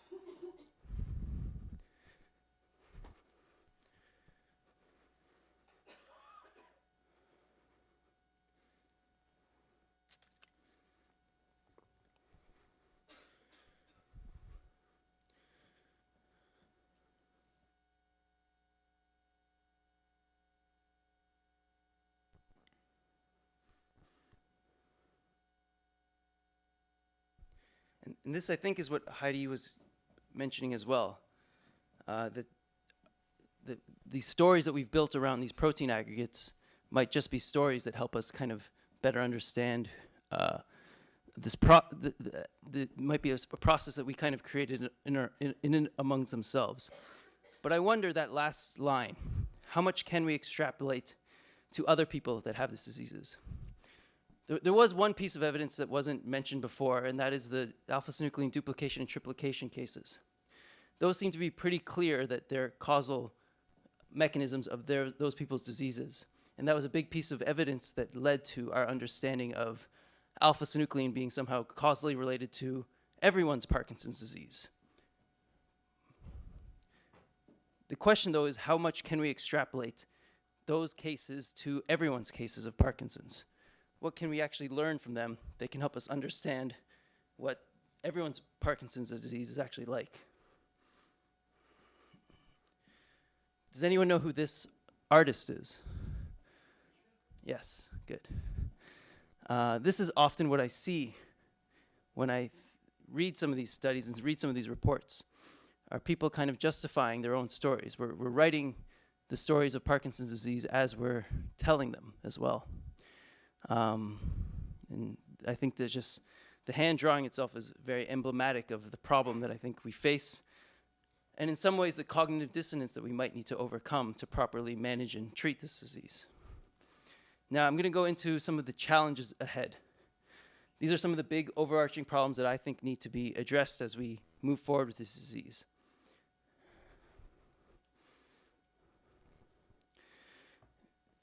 I'm going to be spending quite a bit of time now just talking about some of these big barriers that I think we need to break as we move forward with our understanding of how to actually cope and deal with this disease. And each one of these is going to be a very difficult problem to solve. None of these are easy. None of these problems have easy answers. But I think it's important. Many of the people in here are basic scientists. None of these problems are going to be solved in a bubble. We don't live in vacuums. As much as kind of society and the way academia works makes us kind of have to focus on one narrow band of this problem, we have to always be cognizant of the larger picture and how what we're doing fits into the larger picture and how we might actually be able to help address some of these larger issues through the kind of narrow focus that we've chosen to undertake. Does anyone know who this artist is? Well, he's down there at the bottom. His name is Greg Dunn. He's one of my favorite artists in the world right now. He's actually working on another problem at the moment. He's going to be taking 2 to 3 years off. He's built a series of these kinds of images. He's actually has some 3D models that look like this as well. They're pretty amazing, the level of detail that goes into these pictures. He's now working on a 3-year project about degeneration, about neurodegeneration in particular. And he's going to be trying to model what he sees in his brain in the real world. And I, for one, am very much looking forward to it. But this is just another one of those pictures that I like to stare at from time to time and just try to remember the complexity involved in what we're dealing with.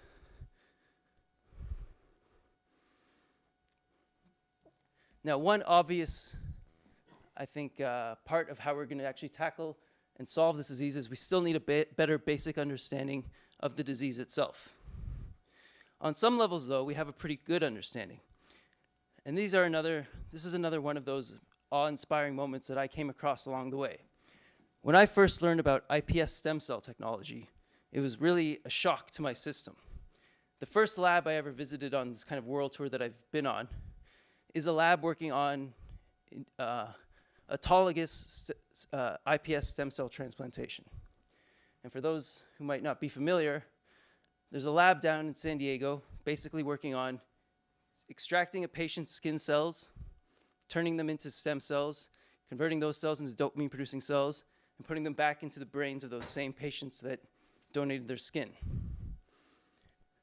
Now, it's a very convoluted topic, stem cell transplantation, and it's one that I'd like to talk about a little bit at some point right now, or to some degree right now, but first I just wanted to kind of reiterate the awe that I felt when I first learned about this technology. Just this idea that we can just scrape off a few skin cells and turn them into the exact, or more or less the exact dopamine-producing cells that I have deep in my brain was really a revelation for me. That first, and it was, like I said, it was the first lab I visited on this tour. It really sparked a deep curiosity in me for what is happening in the basic biology. And it felt very much like science fiction at the time to me. But the fact that it's becoming very real is pretty amazing. Now, like I said before, this technique is now being applied in very real ways. There's a clinical trial that might be starting within the next year that's going to take patients' own skin cells and reprogram them and implant them back into the brains of people living with this disease. It's very controversial, and it's one of the most controversial topics in Parkinson's these days. And I'd like to take a minute to try to spark a little debate here. So that conference that I mentioned before that's happening in April in Toronto, one of the main parts of the conference is a debate that's going to take place between two world experts on this topic. One, his name is Roger Barker.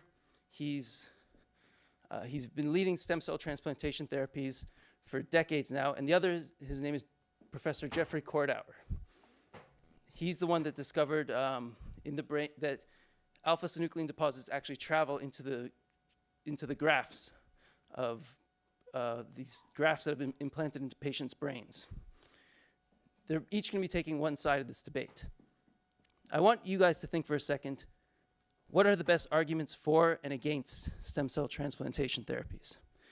What would you, if you were forced to debate it, which you might be forced to right now, what would you say if you were on either side of that debate?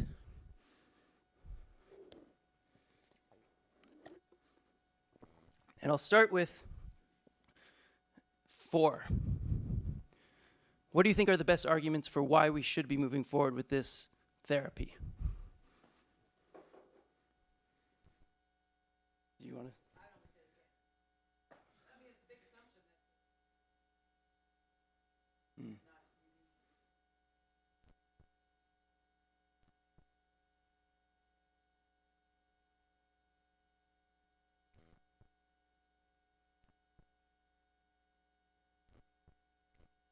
Okay. Anybody else have any other arguments for why we should not, I guess? Yes.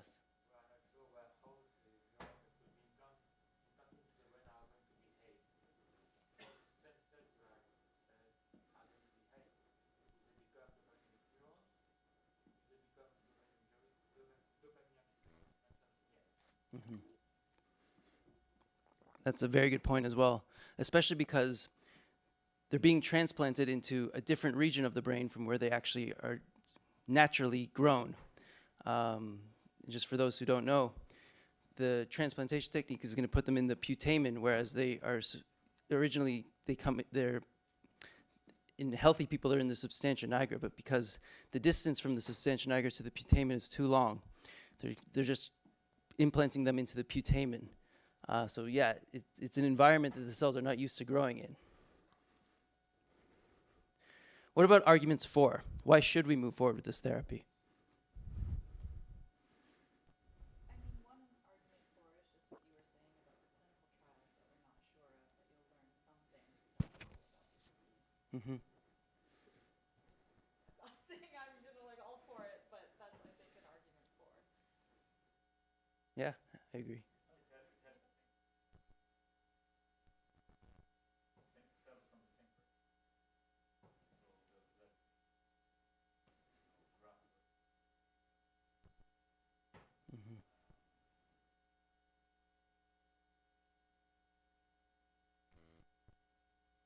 Guess in the long run, it addresses your third point about restoring lost function. Mm-hmm. But that assumes that you took care of the two first points first. Because, like, restoring your lost function when you didn't stop the progression of the disease or you didn't take care of causing the cells to die, it might have beneficial effects for short term, but your cells are eventually going to die again because you didn't stop the progression. Mm-hmm. So, I mean, that could be an argument for. Well, it's part of this 30% that you mentioned earlier.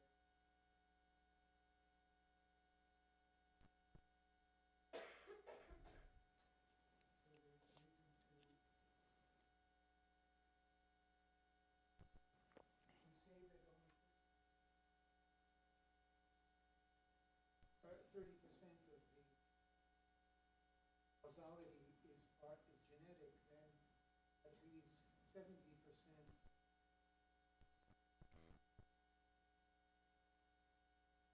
Mm-hmm.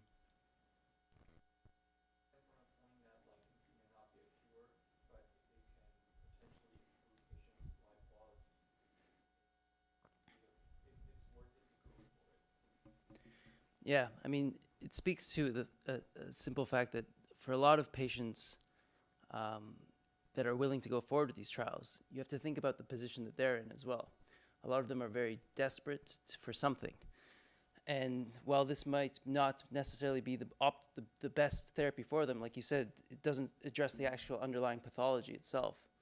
It might be a temporary solution for some people. And what we learned from the studies done in the 80s and the 90s, because this is not the first generation of these trials that have been coming across, is that it did have some benefit in some subset of the people that did get the grafts. Now, for others, it caused even more problems than they had to begin with, especially those that had the graft-induced dyskinesias. So these dyskinesias that I feel now, they ran rampant, and we had no way of actually turning them off. Although there's some cool new techniques that are being developed that would actually help us turn off these cells after we implant them from optogenetics. But yeah, another consideration, and just to remember kind of the whole pipeline of how we go through these things. Imagine being a patient considering one of these trials and being told that despite the fact that this is very invasive brain surgery, we still need a placebo-controlled arm of this trial. So those patients, so what they did in the past and what they're going to have to do continue going forward is some of the patients will get holes drilled in their brains but no cells put inside as well. It's a difficult, try to imagine what it would be like to be one of those patients faced with that decision to be had. It goes to show the level of kind of urgency that some patients have for this disease. Now, getting back a little bit to our basic understanding, there's another question that I love to ask researchers, and that is when you look at the basic biology, if you were to try to answer how much we actually know about the basic biology of, not necessarily the disease, just basic biology in general. If you were to look at how a cell works, how much do we know about how a cell works?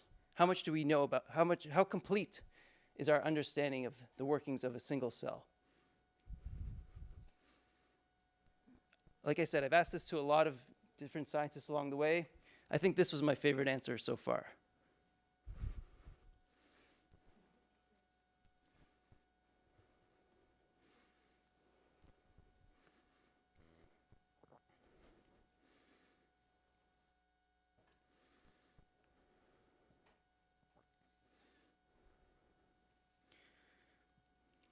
It sounds like some people would agree with that assessment.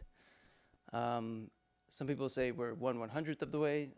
Regardless, we seem to be very much at the beginning.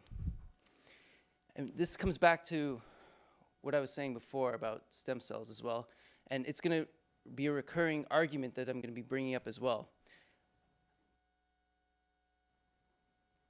Should we ask, when we're debating what kind of research we should be funding, when we're debating what kind of science we should be putting our hopes and our money towards, the question we're ultimately asking is how long are we going to be, I mean, ultimately we all want to solve this disease as well. But for who do we want to solve this disease? Do we want to solve this disease for the people living with the disease today, or for some future generation that, I mean, assuredly more people will get this disease, but we have no faces to attach to those people as of yet. It's a very difficult question that is imbued with a wide variety of different problems as well. But the hope that is derived from things like stem cell transplantation therapy, it is something that is within the realm of immediacy. I mean, it is something that patients that are living with the disease today can possibly look forward to at some point in the future and think, okay, so there are people actually working on things for me that might help me in the near future. And even though they're not perfect solutions at this time, can we really just cast them aside despite the fact, even though we don't have a perfect understanding of how they're going to work?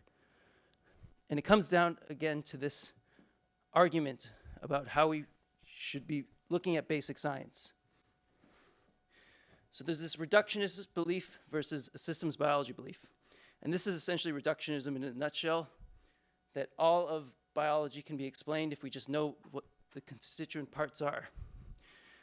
And on some level, it kind of makes sense. I mean, if you want to know how a car works, you break apart each piece and you see what each piece does, and then you put it back together again.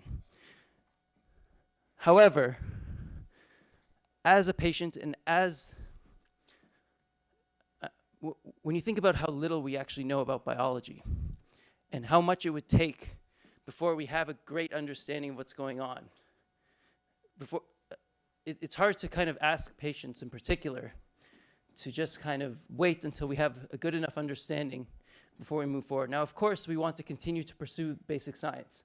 We want a better understanding of what's going on the basic fundamental level. But we also can't just ask patients, wait until we understand this well enough, and then we'll try to devise therapies for you. Now, this argument between systems biology and reductionism is one that's been ongoing for a while now, it seems, and it seems to be picking up steam lately as well. And this is particularly relevant nowadays to Parkinson's research. And I'll be going back to a quote again from Professor Espy, who I think elucidated this pretty well.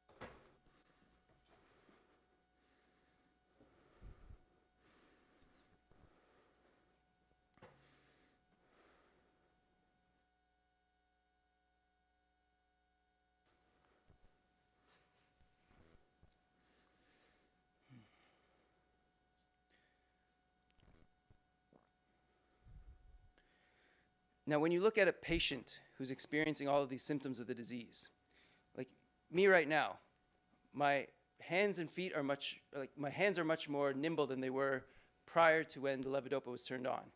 So when I was off, I wasn't able to do this. I'm now able to do this. But now that I'm on, there are other symptoms that you might be noticing as well. My voice fluctuates in a completely different way. There's a lot of sweating as well that takes place. It's hard for me to kind of come to grips with the fact that any reductionist approach is actually going to be able to explain all of these different things. We need to be constantly thinking about how everything kind of fits together into the larger and greater picture as well. And another issue that I've kind of seen again and again, and this is something that I've actively tried to pursue by confronting scientists with patients, and something that I think ultimately is one of the greatest benefits that's derived from these kinds of meetings that I have with people in the research community and scientists as well, is that I see a lot of science that's being done today for the sake of scientists themselves, not necessarily for the sake of the patient community or for the greater good. And this is a problem that I'm sure a lot of you have come across in your own research and as you've come to kind of think about your own careers as they're developing it going forward. How do you balance the pressures of the system with, what you actually want to be doing. A lot of people in this room, I'm sure, you got into science for the best of reasons, and you had the best of intentions when you tried to enter into this field. But I'm sure you've learned that the system itself makes it hard for you to do the kind of work that you want to do. And just a couple quotes that illuminate that fact.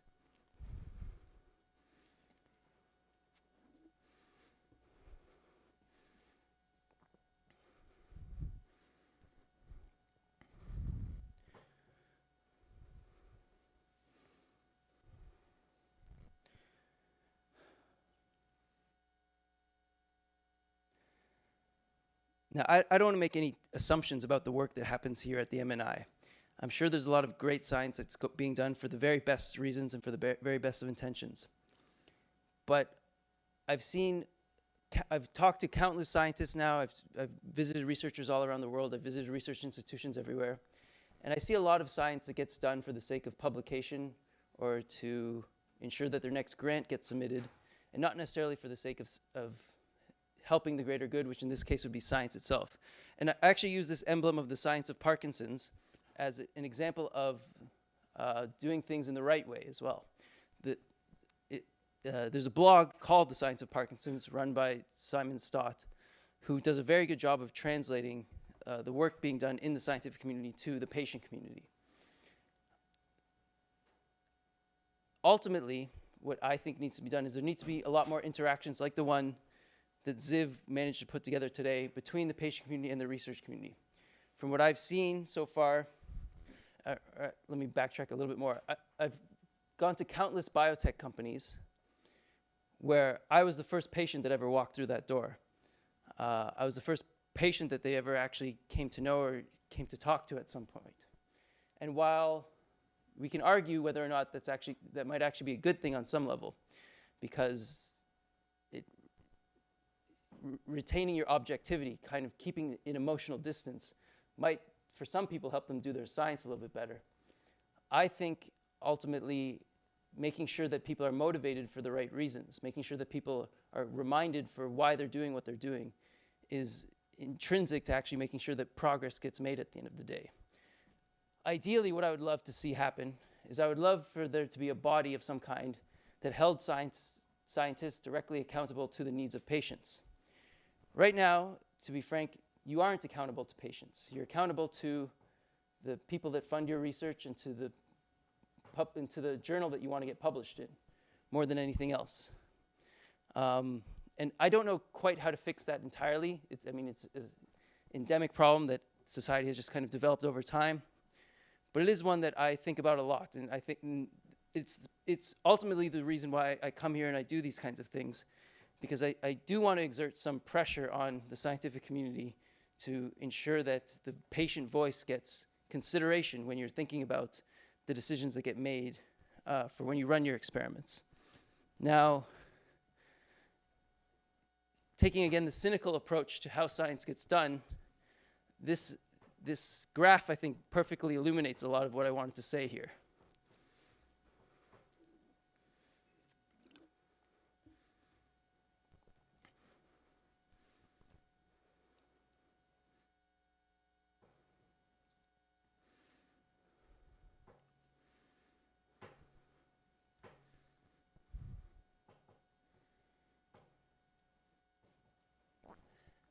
My question to you now is, how much of this is real?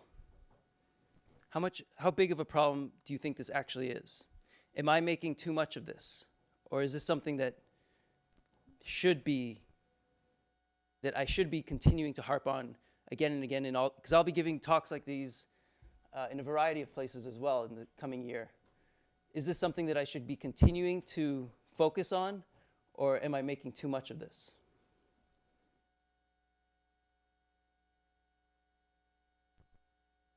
Yeah. I'm fairly new. I'm a graduate student, only like year 2, but I do think that it's an important thing to I mean, you're saying harping on, but like to bring up, because it is something that, I mean, people bring this up in our classes too, even a lot of the graduate student professors, where they say, watch out for this. Like, they're trying to instill that in young researchers, like, don't do that, but it's difficult, when you need to be funded. Do do you think it's possible to escape the trappings of the system and to do science for the right reasons? Or is the system just fundamentally kind of is the motivating factors to do things for the wrong reasons too strong to actually enable you to do things for the right reasons?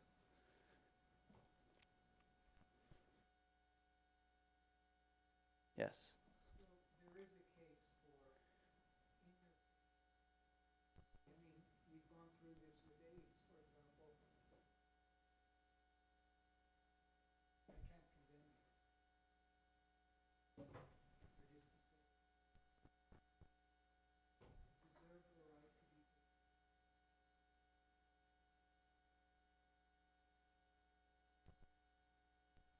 Mm-hmm. When you make decisions in your labs, I'm sure at every step along the way when you're designing your next experiment, there are all sorts of considerations in your head. At what level do patients enter into those considerations? Is it something that is at the forefront of why you make these decisions, or is everything tweaked for reasons like illustrated here in this picture below, so it will actually be more attractive to the editors or more likely to result in your next grant being approved? Now, a lot of these questions I ask are kind of rhetorical in some sense, but if anybody does have something that they want to say in particular, you can say it now, or what I'd also like is for you to come and speak to me afterwards as well.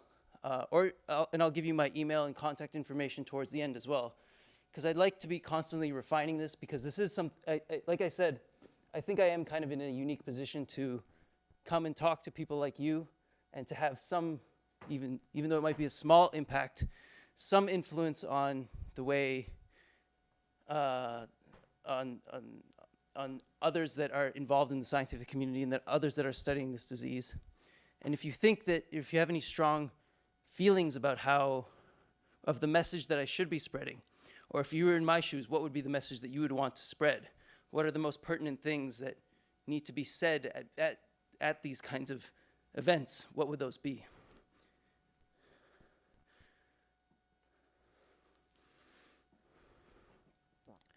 A lot of it also comes down to remaining objective and keeping your objectivity.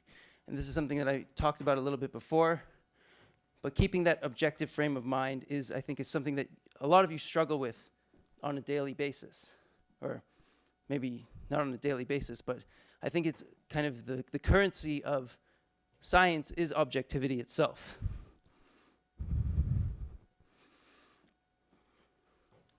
Another of these kind of systemic problems that need to be addressed is the silos that spring up around these diseases. And again, it was perfectly illustrated by Heidi.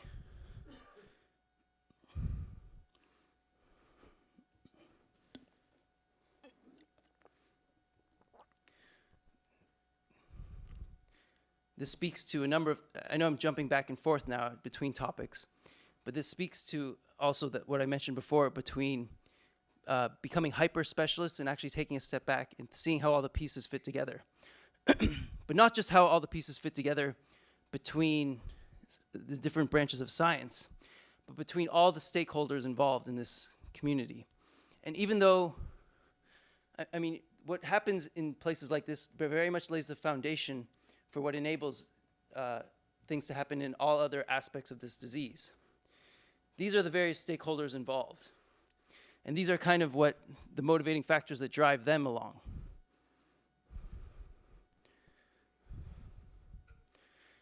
I think it's important just to be cognizant of the fact that there are many people at play.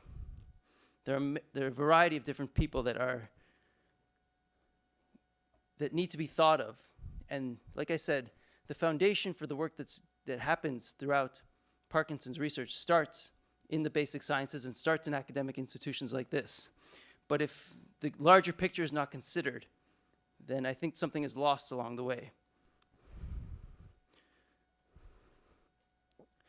Now, the last point that I'm going to talk about, and then we'll break for lunch, is clinical trials. It is something that I think not enough attention gets paid to at this level. I think it is something that people in the biomedical sciences who are just kind of tinkering with molecules need to also be considering.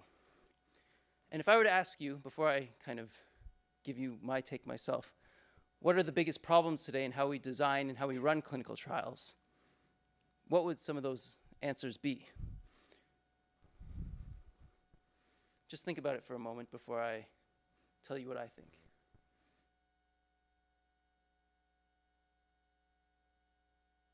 Yes, so just lumping all Parkinson's patients under one category and trying to treat them all as if they had the same disease. Yes. Any others?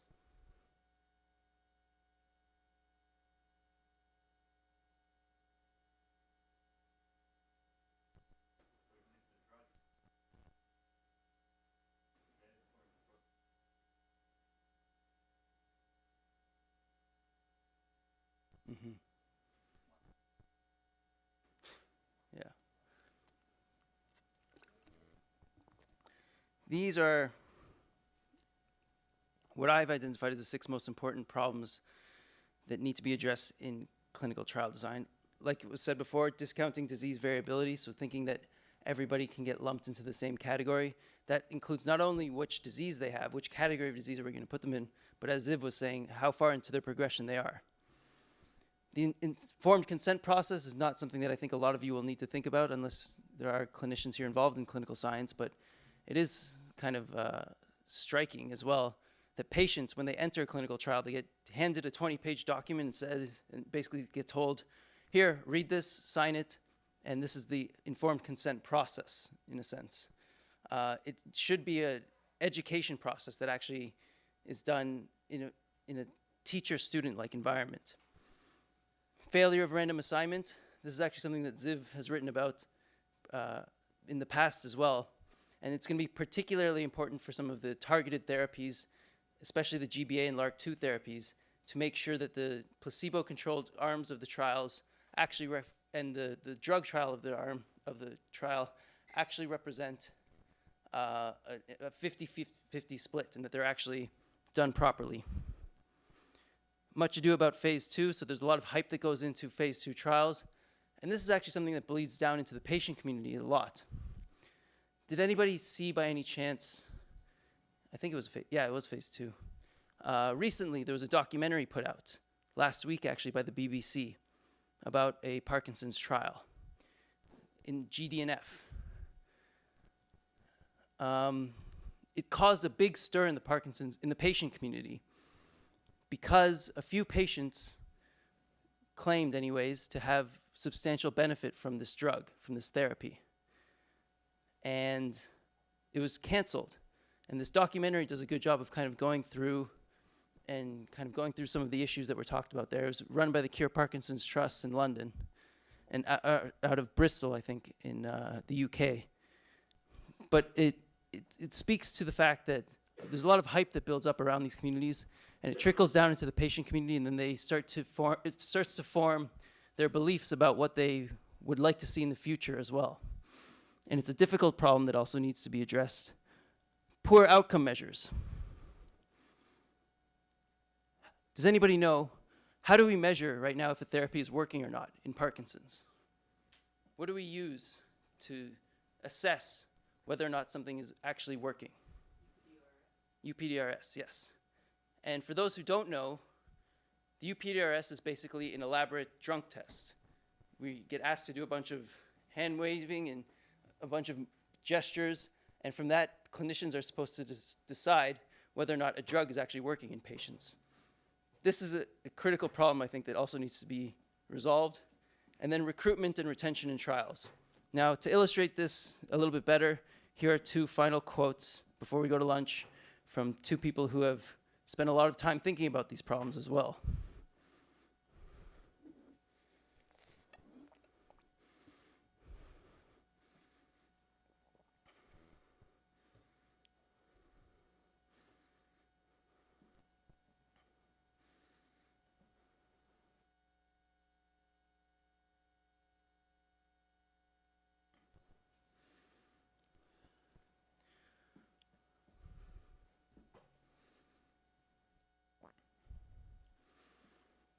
Okay, so like I said, we'll all be able to take a break now and go for lunch.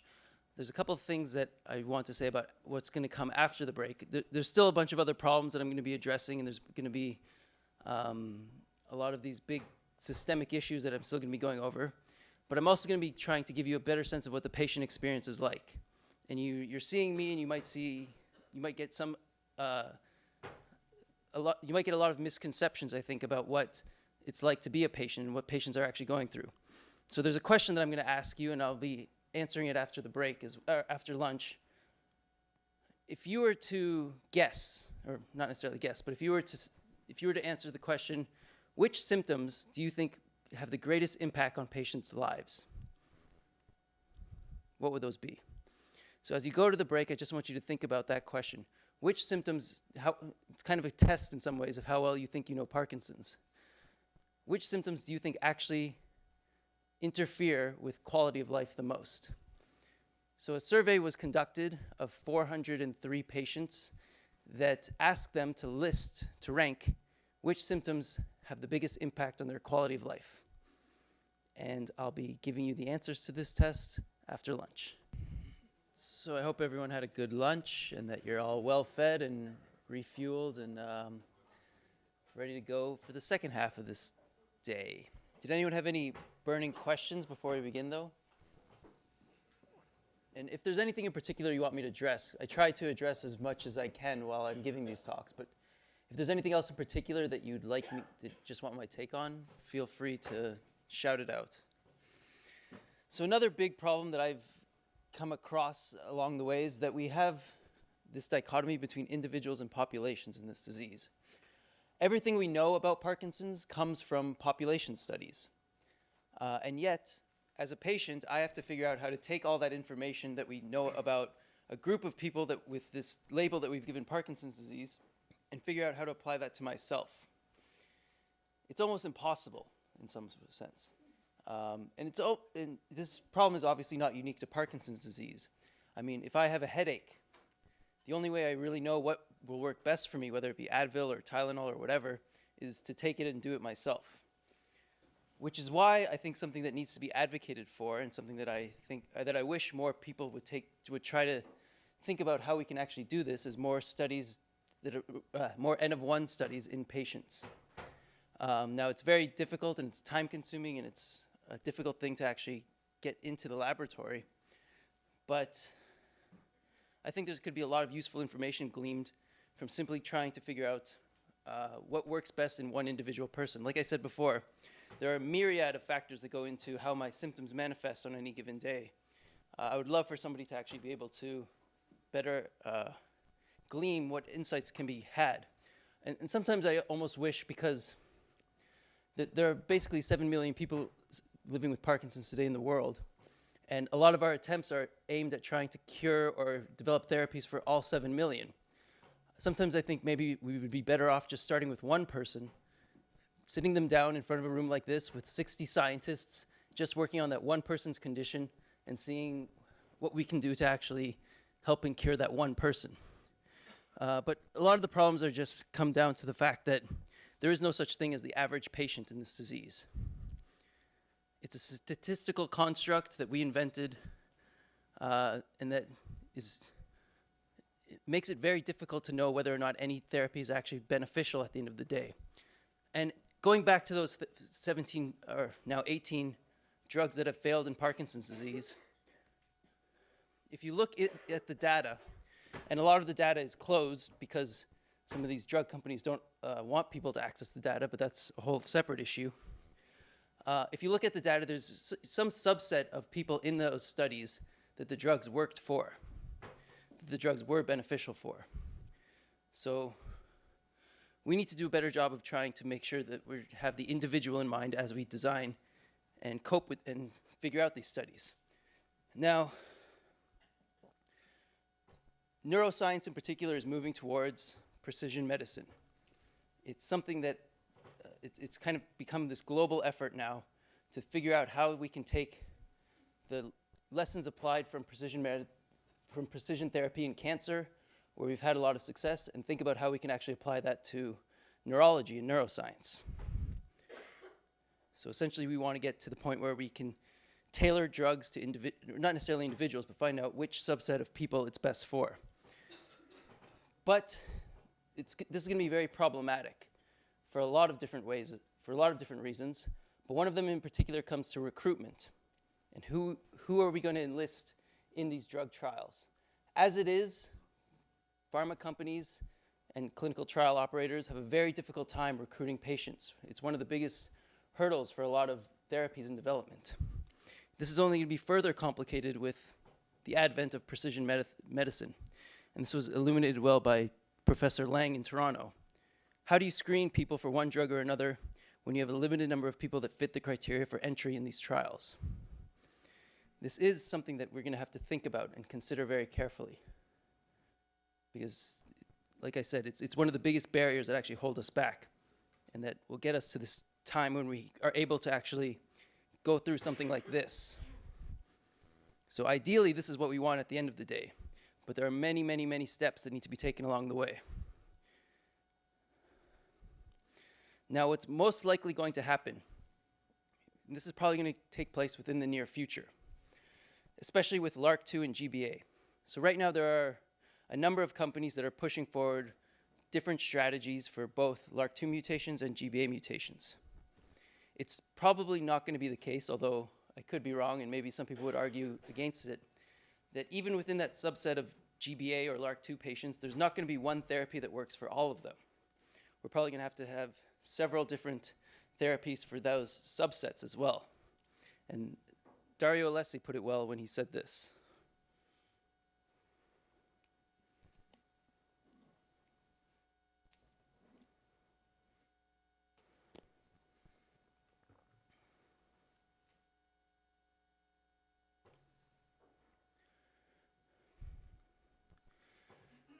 Now, there's a kind of overarching problem here in that if he's right, and if this is true, then it might make it impossible to develop drugs for Parkinson's disease, as it is, because of the simple costs involved with making a drug and the difficulties involved with drug development along the way. So just a quick reminder for those who aren't as familiar with drug development, this is essentially what the process looks like. And I hope most of you are aware, but just in case you don't, how long does it take for a drug to go from, a molecule that you've identified in the laboratory to, in the best of cases, getting to the market and getting to patients? Yeah, I've heard it's anywhere from something like 10 to 15 years, depending.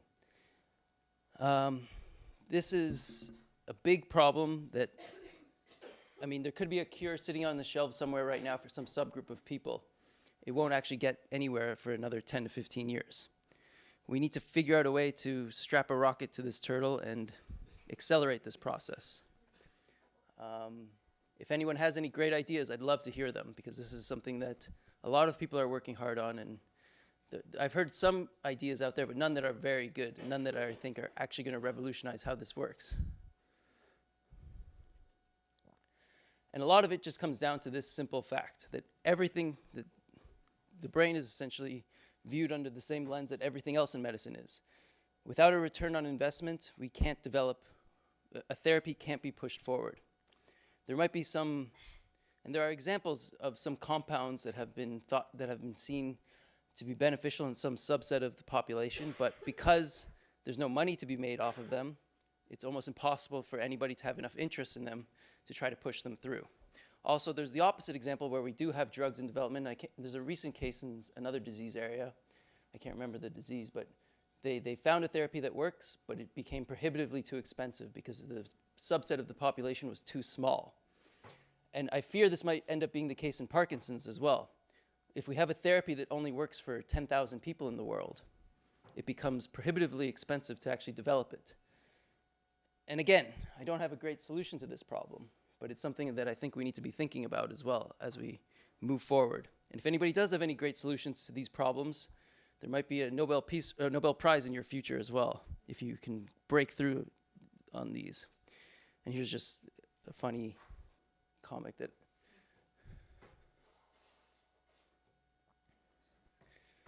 another big systemic problem is the fact that the way science works, and you can correct me if I'm wrong on this, I've never actually stepped foot and done any research in a laboratory, but from my understanding, the way science works is by isolating an individual variable and just tweaking that one variable and trying to keep everything else the same.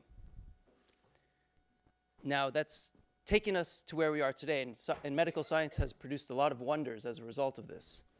But when it comes to dealing with the complexity of the brain, I wonder if that is a rate-limiting step that might actually interfere with our ability to effectively move forward with this. And this is a good quote, I think, that elucidates that as well, from John Hardy.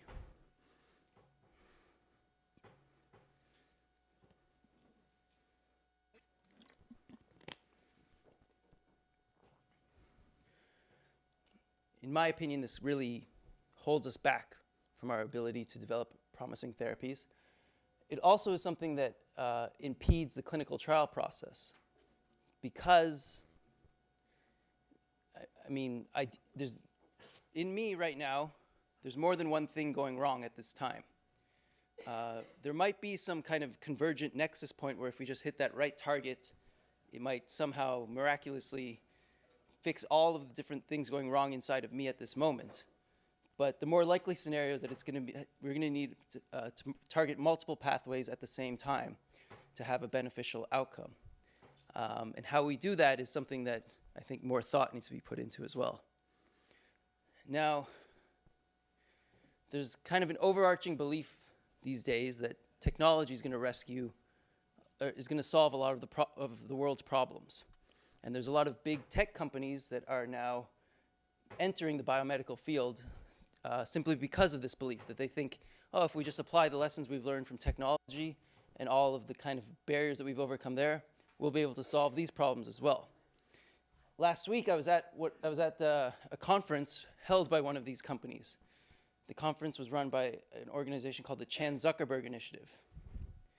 And for anyone who knows the Zuckerberg name, it's obviously one of the biggest. Mark Zuckerberg, the founder of Facebook, and his wife have now entered into this space, and they're trying to apply, or they have this kind of bold idea that they're going to be able to cure all disease by the end of the century by applying some of the lessons that they've learned from how they've solved problems in the past to biomedical science. And it's created this kind of push in society to try to turn everything into data and try to turn these subjective experiences into data points. I'm hesitant to say, but I find it very difficult to conceive that everything that I experience and that everything that all these patients experience can be turned into nice, neat data points that can help us then explain these diseases. Also, there's a lot of technologies being developed, a lot of wearables that try to track and monitor progression of this disease. And there's a lot of companies now pouring millions of dollars into developing these wearables, thinking that Parkinson's can be turned into nice, neat data points. I hope I'm wrong, but I fear that that might be a little short-sighted in many ways. However, I think if anybody in here is developing any of those, and I'm not sure, this probably is not the right audience for that, but if anyone is thinking about them, I think there are opportunities to be had, but it requires flipping the equation on its head. Rather than thinking about it from the perspective of a drug company, if it was thought about from the perspective of a patient, I think it could be much more beneficial. And here's another quote that I think illuminates that.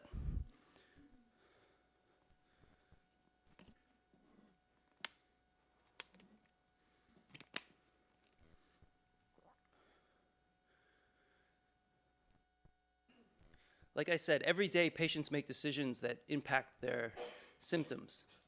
But there's so many variables that go into that decision-making process that it becomes very difficult for me to tease out the relevant information.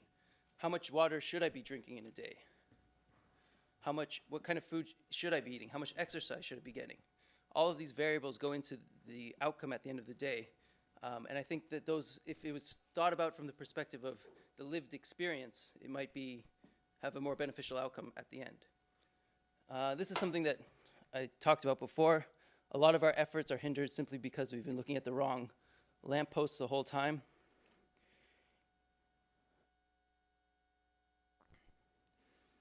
I wish more were being done to try to see which factors influence the progression of disease rather than just onset or not onset.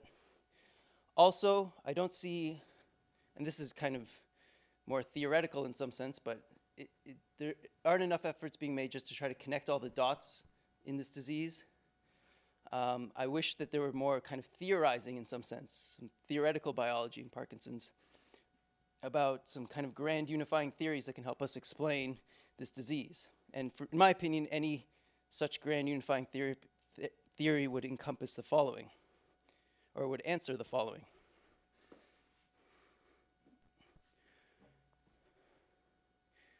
In my opinion, these are the kind of the 5 questions that need to be answered if we're actually going to be able to understand this disease.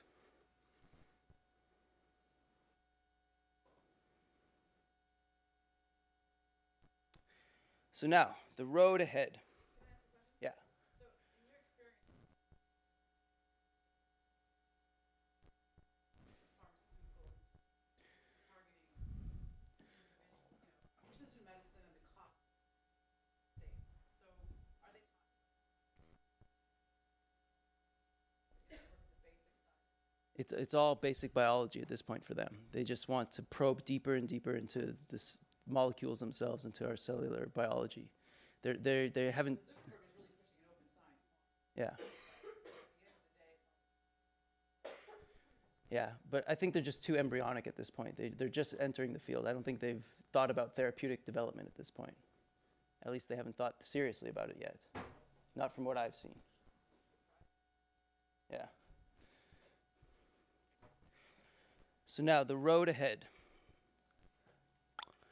So like I said, first, these are the therapies in development that are going to actually help patients restore some of their lost function. The first one, DBS 2.0, is particularly promising. It's more, again, related to sci-fi movies, I think, than anything else. But so there's new systems being developed that are called closed loop or adaptive systems that will be able to read. And I don't know if anyone here is working on developing any of those as well, but that will be able to read brain activity and fire accordingly. Right now, the DBS systems that we have are just this constant flow of electrons or of electricity. The new systems will be adaptive and be able to be a little bit more precise as well. There's the cell replacement therapies, which we talked about. There's gene therapy as well. And I'm particularly hopeful, I guess, in some sense, placing my bets on the future development of gene therapies. There's a wide range of them that are being developed, and there seems to be a lot of big pharma companies now placing their bets here as well. I saw Roche just bought a company called Spark Therapeutics for $4.8 billion. So there's a bright future for gene therapy techniques. Neurogenesis.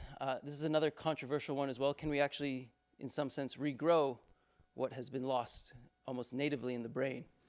I talked to some people who say that this might be a very real possibility at some point in the future.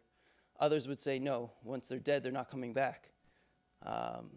Again, it's a contentious issue, but one that is the source of a lot of lively debate. And then, simply put, there's better dopamine delivery systems that are being developed.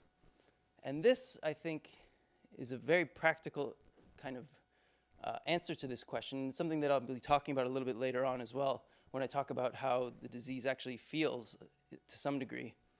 But there are times in my day when everything feels just right. And usually that's this period, and it's going to be happening, I think, pretty soon, when I'm transitioning from on to off. It's during those times, and you'll even see it from what you saw, I think, earlier today, that there's kind of this flow that happens as a result. And there's like a perfect moment when I have just the right amount of dopamine being delivered where it basically feels like everything is more or less correct. If we could just develop a system in which we could deliver these drugs a little bit more effectively, rather than just me swallowing giant handfuls of them at a time, although maybe I should be talking to my neurologist about tweaking that myself, it could be a much more effective way of actually dealing with the symptomatic aspects of this disease.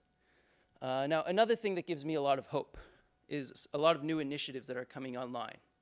There's a lot of new ideas being put forward in Parkinson's disease. And here are some of the ones that I think are the most promising. I talked a little bit before about the ASAP committee, and that's the Sergey Brin people. Chen Zuckerberg is what I was at last week. Something that's kind of unique that Chen Zuckerberg is doing, and I think has a lot of value, is they're pretty agnostic about the diseases that they're looking at. They're studying just broad spectrum neurodegeneration. And I think there's a lot of value in that because there are lessons to be learned between disease areas as well. And I think that that's something that we need to be thinking about as well. I don't think I think we should move outside of just developing or just training people to study Parkinson's disease specifically. I think it should be more broad spectrum than that. But at the same time, we need people taking a more focused approach, which is what I'm happy to see with organizations like the Silverstein Foundation, which is just looking at GBA Parkinson's disease. Another kind of player in all of this that is going very much unnoticed is China. Now, like I said before, there's an epidemic, in some sense, of Parkinson's disease happening in China. And funny enough, if you look at the history of China, there's actually a history of Parkinson's disease in the country there. The former leaders of the country, Mao Zedong and Deng Xiaoping, both had a form of Parkinson's. And they actually went back and looked at some of the old Tang Dynasty scrolls from hundreds of years ago, and they saw that some of the emperors in their dying days had things like shuffling of feet and tremor and slowness of movement. So it seems that there's a history of Parkinson's disease in China, and because of that, there's now a newfound kind of focus on not necessarily this disease specifically, but on neurodegeneration happening there. And the government is pouring billions of dollars into these brand new centers that are going to be pushing forward with all sorts of new therapies. The other thing that I alluded to earlier on, and another reason that gives me hope about some of the things happening in China, although it's very much a difficult ethical quandary as well, is that they're much more willing to use people as they don't have the same regulatory issues, I should say, that we have here, which is, again, both good and bad in some sense. On one hand, I'm happy that we have better models to work with. On the other hand, it's a horrible cost in some sense to the people there. And just to give you one horror story from the stem cell therapies. So there's 2 stem cell therapies that have just started again there in China, but in the past, there was a pretty prominent center in the center of China, and if you read some of the accounts, so there was one account in particular of a patient from Texas who went to China in the late 90s and got some kind of stem cell therapy there. He died about 3 or 4 years afterwards. They did an autopsy of his brain, and they found cartilage growing deep inside of his striatum. Ear cartilage, I think it was. And there are other accounts of teeth and all sorts of things. So we have to be very careful. But anyways, I do derive some hope from the fact that there's just enormous amounts of resources now being diverted towards this disease. Also, there's a host of new technologies that are under development. Not this one in particular, but this is just a cool illustration of some of the new technologies and some of the new ways of understanding that we're going to be having soon. There's these pictures, these super resolution microscopy images that are giving us new insights into this disease. There's all sorts of brain projects under development now. There's a human cell atlas. And there's machine learning companies that are jumping into the fray as well. Each of these companies are actually spending some of their resources to focus specifically on Parkinson's disease. However, it's hard to know exactly what to make of them. Some of them have some pretty bold claims, like this one in particular, Occam's razor. If you just Google them or go on their website right now, you can see that they're claiming to build a comprehensive map of Parkinson's disease. I don't know exactly what that means. I don't know exactly what that's going to look like. But they claim that it'll be the first complete map of a disease. And Parkinson's, for whatever reason, is the one that they've decided to pick there. System 1 is also an interesting company. They're developing a line of organoids, and they have. So I went to their facilities in San Francisco, and they have this fleet of robots that are tending to the development of these organoids. It kind of looks like a miniature version of what you see from the Matrix, where just these organoids are being farmed in many ways by a fleet of robots. But all of these companies are in one way or another trying to apply machine learning techniques to our development, or to our understanding of Parkinson's disease. And there's obviously a lot of perceived benefit in this. One simple one is just how limited humans are in our ability to understand and comprehend all the complexity that goes into this disease. If you look at, I'm sure a lot of you try to keep up with some of the literature in Parkinson's. It's impossible for any one person to actually keep up with everything that's going on there. On some level, we're going to need augmented intelligence to help us just piece together all the different pieces in this disease. There's also all sorts of new ways that have come along recently that help us better understand our biology. So this is just a good example of the amount of literature now being produced in Parkinson's.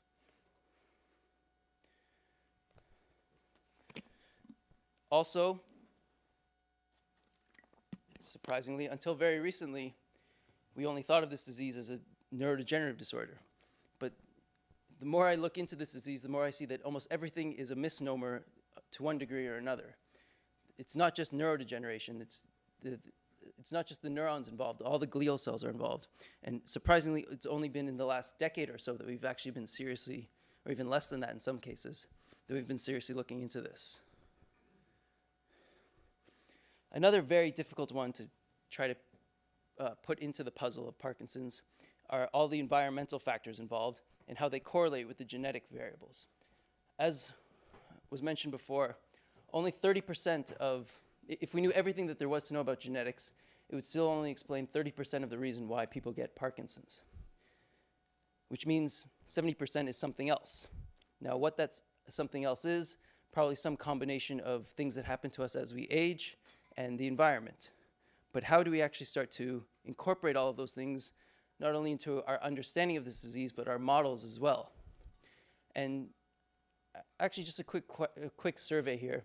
How many people here work on mice models? How many people work on cell culture models? I'm just kind of curious, is anything being done to try to encapsulate more complexity into our models? I mean, is it just, from my understanding anyways, like I said before, everything is being done to try to make sure that they're as homogeneous to one another as possible, but also, I mean, it seems to be very kind of specific, the type of model that we're developing for each case. I mean, we're modeling very specific aspects of this disease.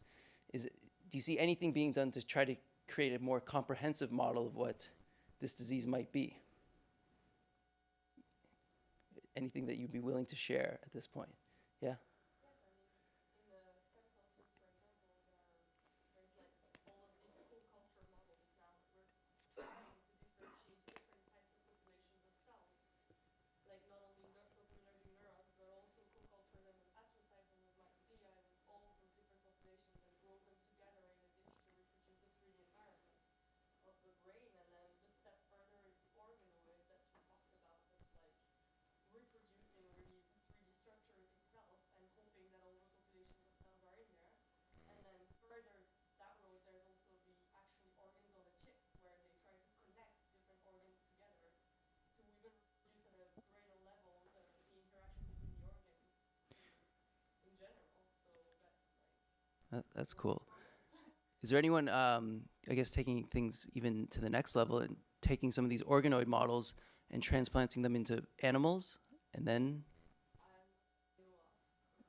Okay. That'd be cool if somebody could figure out how to do that. Okay, well, yeah, it seems to be like we're making incremental advances in our ability to model this disease, but I still wonder, when I look at the pace at which things are accelerating on that front, is it going to ever get to the point where we can actually not that, I mean, there's no such thing as a perfect model. We'll never get to a perfect model, but actually a model that can actually describe enough of it that we can actually have some more confidence when we try to develop these disease-modifying therapies, that they'll be more likely to work, I guess.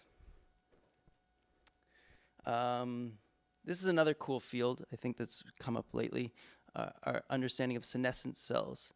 These cells that are kind of on the verge of dying and they're just spitting out all sorts of toxins into their environment. Seems to be another area that we've long overlooked and that's finally getting more of the attention that it deserves. Everything that we're learning about neuroinflammation. Again, a lot of this, like I said before, we've learned more about the brain in the past 2 decades than we knew in all of human history combined. Almost everything you see here comes as a result of newfound understandings that were just gleaned in the recent years. There's so much, and I guess the question is, how much complexity do we actually need to incorporate to come to get a complete enough understanding that we can actually make something more usable? I mean, all of our models up till now have failed to reproduce enough of the disease that we can actually translate a therapy from the models into people. Hopefully, some of these new understandings will get us closer there if we can start to model them properly. And of course, there's also everything that we're learning about the microbiome and all of the wonders of, and the microbiome is just another one of those topics, probably one that's easily to explain to that classroom full of 8th graders. Just the simple fact that you are more bacteria or there's more not you than you, or just as much you as not you inside of yourself, is something that resonates, I think, very easily with others. Now, however, there's, I guess, an underlying question is, how do we piece all of this information together? How do we actually start making sense of these different clues that we're getting along the way, all of this different information? How do we actually start to come to some kind of comprehensive understanding of what it all means, and how do we apply it to diseases itself? And we have all of these different kind of classifications that we've built up around this disease about which areas are the most important.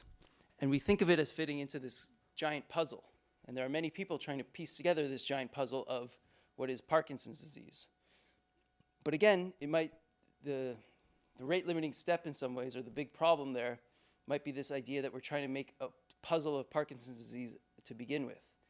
What is going to be gleaned from this kind of description that you're about to see, and this is again from Alberto Espe in Cincinnati, is that these pieces are a little bit misconceiving, that it forces us to think about things in not exactly the right way. So we think of it as kind of pieces of a much larger puzzle, but if you were to stand back and actually observe it, you'd first ask, how many pieces do we have to put together? But also, and I'll kind of let the animation speak for itself now.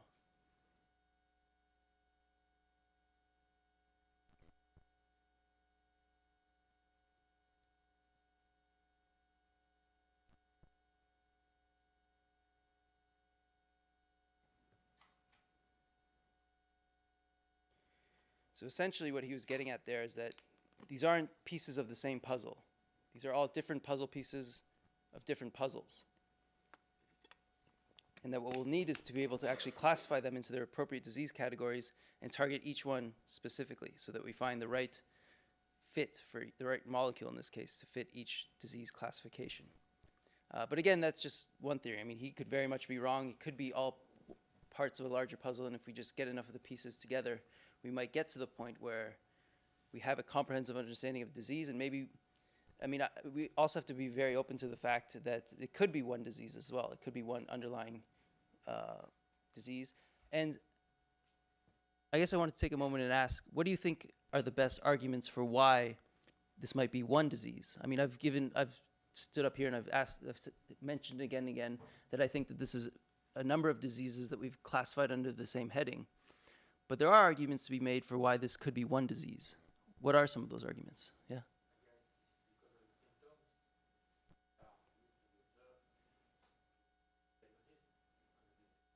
Okay, so a lot of patients have very similar symptoms that look and to some degree are similar to one another.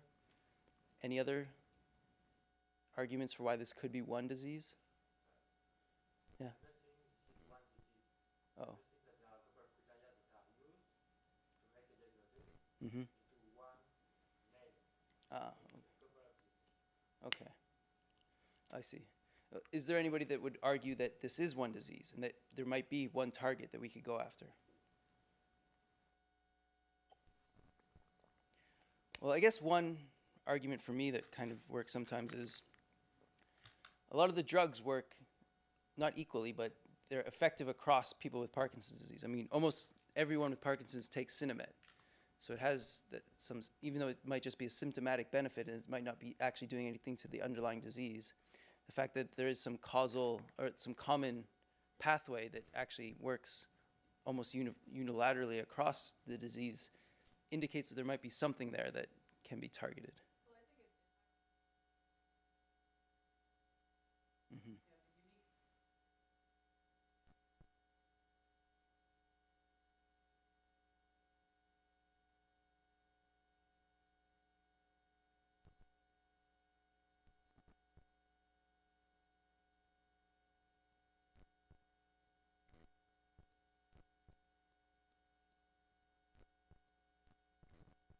Yeah.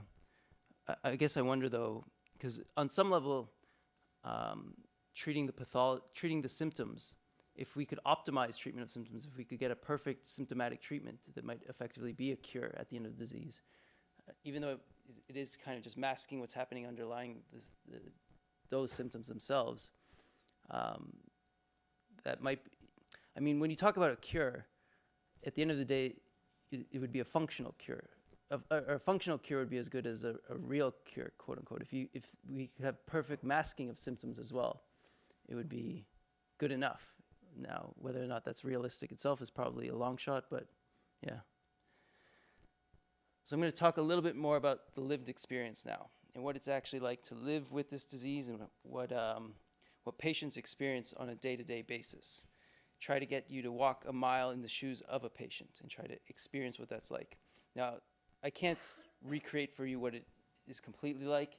I can't even, I mean, I can ask you to think about what it would be like to walk inside of a doctor's office and get diagnosed with a disease like this. But all of you know something about Parkinson's disease. So Parkinson's is probably not the right model to use. If you were to get diagnosed with a disease that you know nothing about, that would probably be a little bit more of an accurate depiction of what it's like to be diagnosed with Parkinson's. Just simply because you have a strong basis in it already. You kind of have some understanding what it might be like. If I were to put together one word that I think describes what Parkinson's is like, it's simply uncertainty. Uncertainty not only about what the disease is and what's happening to you, but uncertainty about the future and uncertainty about what each day is going to be like. As I've said again and again and again, it's almost impossible for me to accurately predict what my symptoms are going to be like at any given moment. I can try to do the best I can to balance my medication, and I actually need to take another shot right now. But the amount of variables at play make it almost impossible to know what my symptoms are going to be like at any given time. So if I have to give a presentation, like I'm giving right now, but if it were more confined to a moment in time, it becomes very nerve-wracking in some levels to try to think about how do I tweak all of these variables just in the right way to make sure that I'm at my best at that given moment. Now, if I were to try to draw a visual depiction of what that I think Parkinson's looks like, it would be something like this. So I spend basically my whole day going through these on-off fluctuations. When I'm on, as you can see it just in the past, I was a little disconnected. I'm now transitioning to off. I'm probably somewhere down here. So these on-off fluctuations are what the whole day is like. But to make it even more complicated, each day is different. Some days look like this. It's a little steadier. Some days have much more extreme cases. And there are times when I'm very dyskinetic, and there are times when I'm very off. And the amount of variables that go into determining them, again, like I said, are very difficult to ascertain. Not only that, but each peak and trough are different as well. Sometimes it looks like this. This is, I would say, what the average one looks like, if there was an average. So generally, when you turn on very rapidly. And it'll take a while. It probably takes about 30 minutes before it actually kicks in. But you turn on very rapidly, and you get this sudden flow of dopamine going through your body, or through your brain, I should say. And it comes with a high at the beginning as well, probably because of, dopamine is associated with all sorts of reward feedback systems. So you feel, in some sense, euphoric. You feel good. And then, as it really kicks in, especially if you become dyskinetic, it becomes uncomfortable in other ways.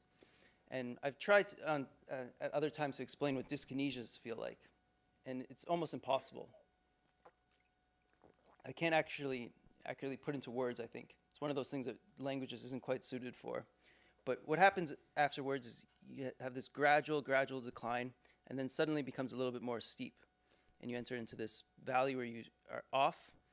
Off times for me are primarily associated with rigidity and tremor. Now, tremor, I think you guys can have some understanding of what that might feel like. I'm sure maybe even if you've experienced an earthquake or whatever, or even a controller shaking in your hand in a video game, it's kind of what a tremor is like. It's just this uncontrolled movement. But rigidity and bradykinesia are a little bit more difficult to explain. And sometimes I try to explain it by saying it's like being stuck in the mud. But that's also not accurate, simply because that implies some kind of external force on you. But it's not an external force, it's internal. It's like in between your joints, in between your bones, something is stuck there. It's almost like there's glue in between each of your joints or each of your bones that make it hard to move. Also, like I said, each on-off trough looks a little bit different. Some look like that, some look like this. There are times when it just becomes very difficult to turn on. And there's a lot of reasons for that. One of the biggest reasons is depending on what you eat. I probably made some mistakes today at lunch by eating some meat as well. So protein competes with levodopa for absorption, which makes it harder for me to turn on. So this next on-off period might look something more like this, where it might take a little bit longer for me to actually turn on. Now, like I said, there's a wide variety of factors that go into what actually determines these things. I'm not going to go into all of them right now, but there is one that I wanted to focus on, and that is sleep. I think it's one that is the focus of a lot of attention, especially here at McGill. And I think it's also a good opportunity, this one in particular, to talk a little bit about science communication as well, and the way we talk about science to the general public. There's a request that I would have, and if I were part of a granting agency or even a publisher at a journal, there's something that I would mandate, and something that I would ask everybody to do, and that is, in addition to your abstract, you should also submit a couple sentences, maybe up to a paragraph, where you explain whatever it is that you did to a fifth grader. Just forcing you to kind of really, I don't want to say dumb down. You still need to make sure that you keep all the relevant information in there, but just use language that would be understood by everybody in the general public. And if you want, and why fifth graders? Because there's one thing that Obama and Trump both had in common, is that they both knew that to appeal to their electorate and to appeal to a broad base, you have to speak at the language of a fifth grader. And they both basically only use words that fifth graders would know. Now, one of them does it deliberately, one of them does it just... But you get the point. But to give you an example of a good example of science communication, I think, is this guy. And I'll show you a video of his in a minute. His name is Paul Hey, Walker. Kevin O'Leary, a.k.a. Not this guy. Mr. One from Shark Tank here. If you're watching this video, that means... This guy. So I think this is a very good illustration of what science communication should be like. It also might scare some of you. I'm sure, even though a lot of you study sleep yourself, I'm sure a lot of you don't get enough sleep. So this might scare you into trying to sleep better yourselves. But I think it's just a good visual and graphic depiction of why we should be getting more sleep. My name is Matthew Walker. I am a professor of neuroscience and psychology at the University of California, Berkeley, and I am the author of the book, Why We Sleep. We certainly know that a lack of sleep will actually prevent your brain from being able to initially make new memories. So it's almost as though without sleep, the memory inbox of the brain shuts down and you can't commit new experiences to memory. So those new incoming informational emails are just bounced and you end up feeling as though you're amnesic. You can't essentially make and create those new memories. We also know that a lack of sleep will lead to an increased development of a toxic protein in the brain that is called beta amyloid, and that is associated with Alzheimer's disease, because it is during deep sleep at night when a sewage system within the brain actually kicks into high gear and it starts to wash away this toxic protein, beta amyloid. So if you're not getting enough sleep each and every night, more of that Alzheimer's related protein will build up. The more protein that builds up, the greater your risk of going on to develop dementia in later life. What are the effects of sleep deprivation on the body? Well, there are many different effects. Firstly, we know that sleep deprivation affects the reproductive system. We know that men who are sleeping just 5 to 6 hours a night have a level of testosterone which is that of someone 10 years their senior. So a lack of sleep will age you by almost a decade in terms of that aspect of virility and wellness. We also know that a lack of sleep impacts your immune system. So after just one night of 4 to 5 hours of sleep, there is a 70% reduction in critical anti-cancer fighting immune cells called natural killer cells. And that's the reason that we know that short sleep duration predicts your risk for developing numerous forms of cancer. And that list currently includes cancer of the bowel, cancer of the prostate, as well as cancer of the breast. In fact, the link between a lack of sleep and cancer is now so strong that recently the World Health Organization decided to classify any form of nighttime shift work as a probable carcinogen. So in other words, jobs that may induce cancer because of a disruption of your sleep-wake rhythms. We also know that a lack of sleep impacts your cardiovascular system, because it is during deep sleep at night that you receive this most wonderful form of effectively blood pressure medication. Your heart rate drops, your blood pressure goes down. If you're not getting sufficient sleep, you're not getting that reboot of the cardiovascular system. So your blood pressure rises.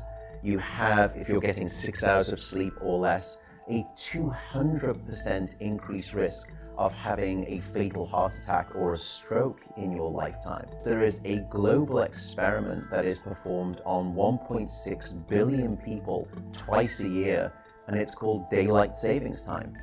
And we know that in the spring, when we lose 1 hour of sleep, we see a subsequent 24% increase in heart attacks the following day.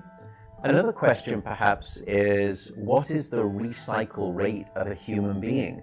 How long can we actually last without sleep before we start to see declines in your brain function or even impairments within your body? And the answer seems to be about 16 hours of wakefulness. Once you get past 16 hours of being awake, that's when we start to see mental deterioration and physiological deterioration in the body. We know that after you've been awake for 19 or 20 hours, your mental capacity is so impaired that you would be as deficient as someone who is legally drunk behind the wheel of a car. So if you were to ask me what is the recycle rate of a human being, it does seem to be about 16 hours, and we need about 8 hours of sleep to repair the damage of wakefulness. Wakefulness essentially is low-level brain damage. Okay, now he made a lot of claims in that video, and there's some sleep experts, I think, in this room. Anything in particular that you would have issue with?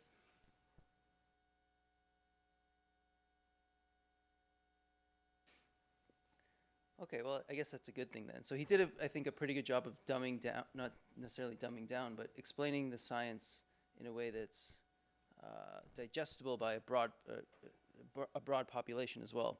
And that's something that I wish more scientists would actively take it upon themselves to do.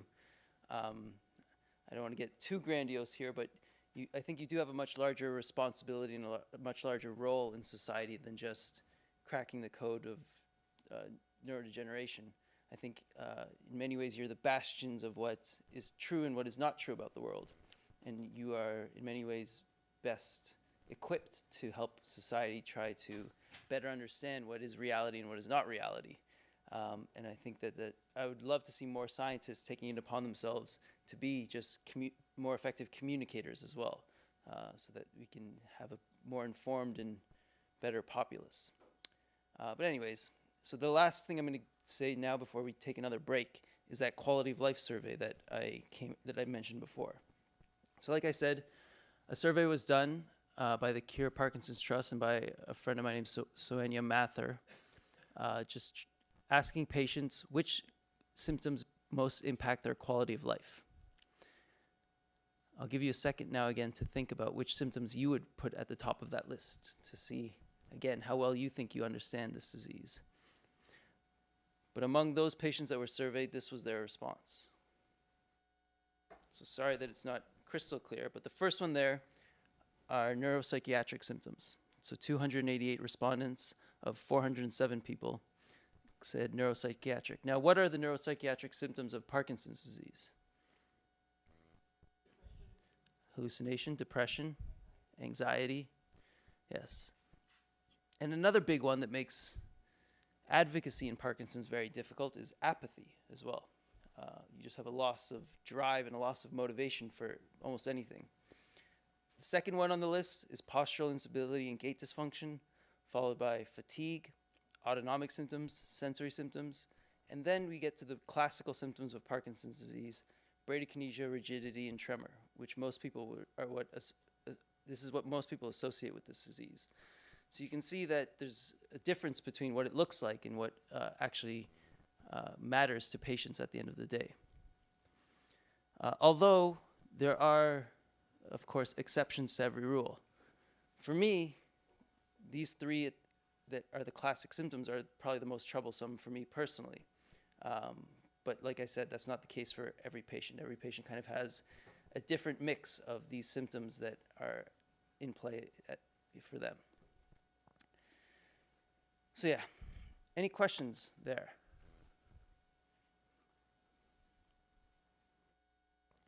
Okay, well, on that happy note, we'll take a break at this point, and this will be our last break, and then we'll come back for some wrap up. I'll be giving you a few more patient perspectives as well, and talking a little bit about some of the outstanding issues, and then also how we can best move forward with some of the changes that I'd like to see. So yeah, go ahead and enjoy your last break for now.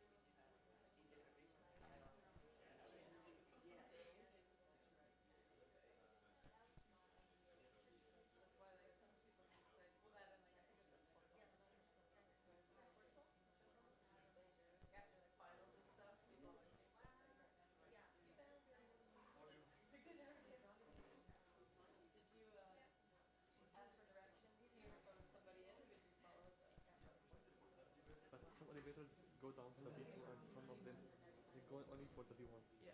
So find an elevator that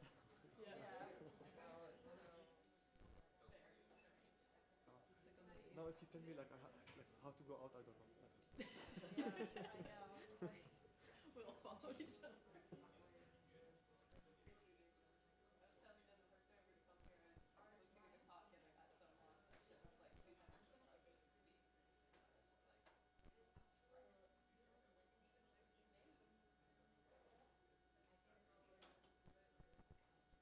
did you have your midterm yet? I deferred final. I did it. Yeah. Oh, it's done. It wasn't bad. No. Okay, that's good. I have to pass it. That's it. I don't have to have certain mark, but I hope I pass it. Yeah. Do you know when you find out? We are only 3 students, Okay. so I think So it's soon. really, at least I'm done with it. Yeah. That was the final, you said? It's a deferred final. It's what? Deferred final.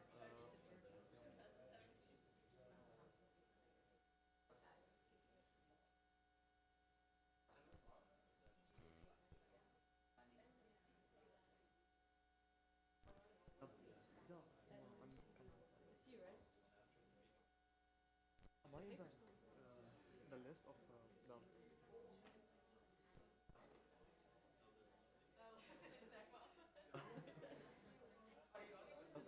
I want to join. Yeah. I have to talk with the So I messaged him and asked, because I was like,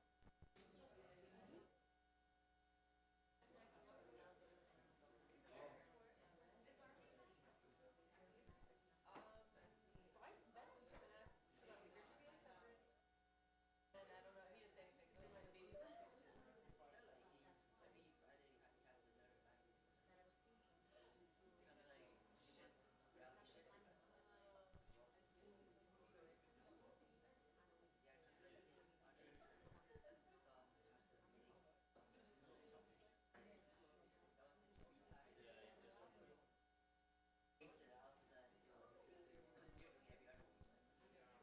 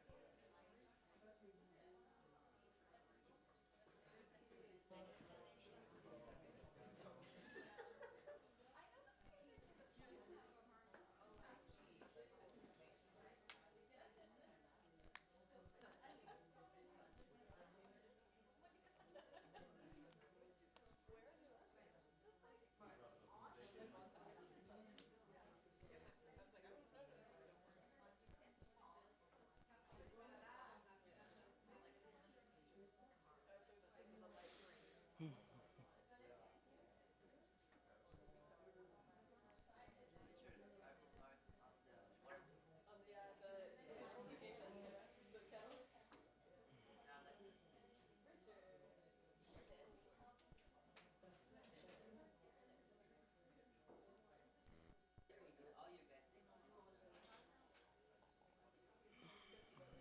Okay.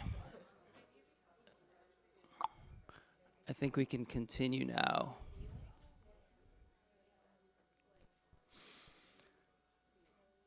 Okay, so first, just thank everyone for sticking around all the way through this. Before I get into this next part, I actually want to go around the room a little bit and force everyone to do a little bit of talking.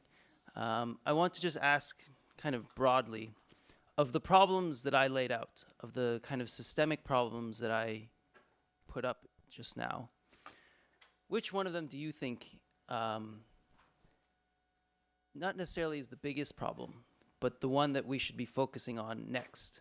Which of them do you think might be a tractable problem? Do you think you have a solution to them? Or is there anything in particular that you want to say about any one of the problems? So I'm just going to ask you to just quickly state which of these systemic issues that I brought up you think either should be addressed more concertedly, we should be focusing a little bit more on, or that might just be something that you hadn't considered before, or just something that you have something that you would like to say something about. So I just want to hear a little bit from each person that was in attendance today. So I don't know if anybody in particular wants to start off here. Can you go back to the systemic issues? Okay.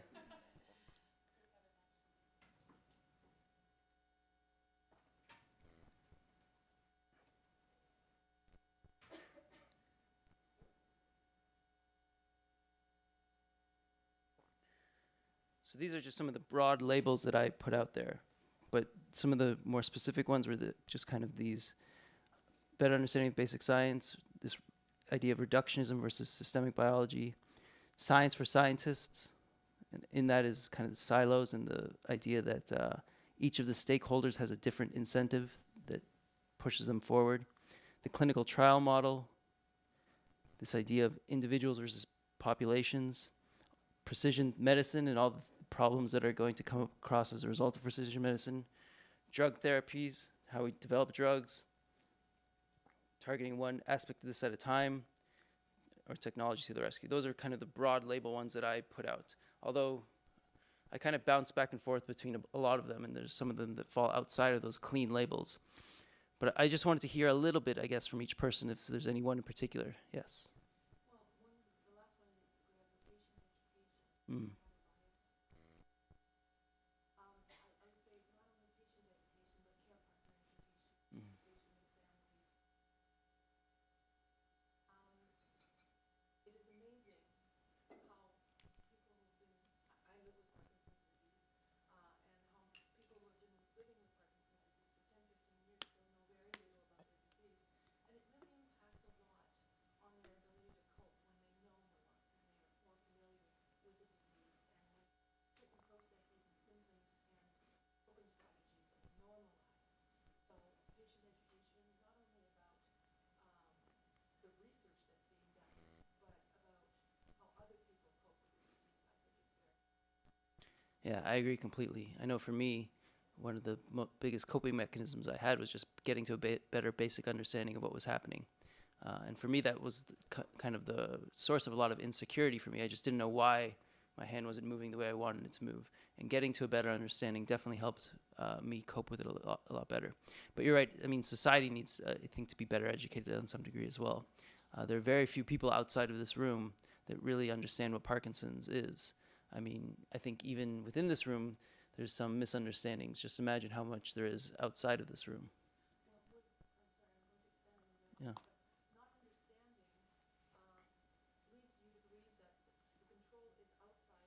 It's with the doctors, it's with the medication, and understanding actually internalizes this locus of control, and it leads to less distress overall. Mm-hmm. Yeah, well said. Who wants to go next? Maybe we should start here and just work our way around. Okay.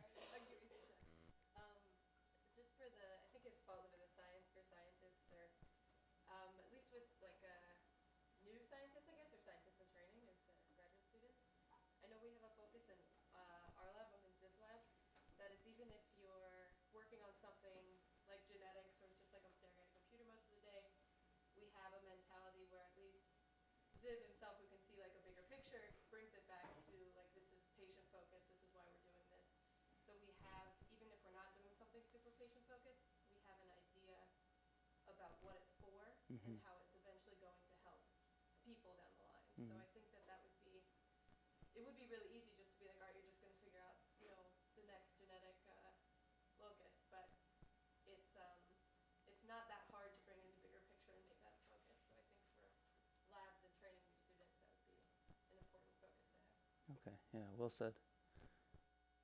I would like to address one of the points about systemic problems. Mhm. And I think it's a problem of incentives, because I believe that generally scientists are doing it for the right reasons, and they're not there for like money or to make a name for themselves. And of course, there's a few bad apples like in any profession, in any community.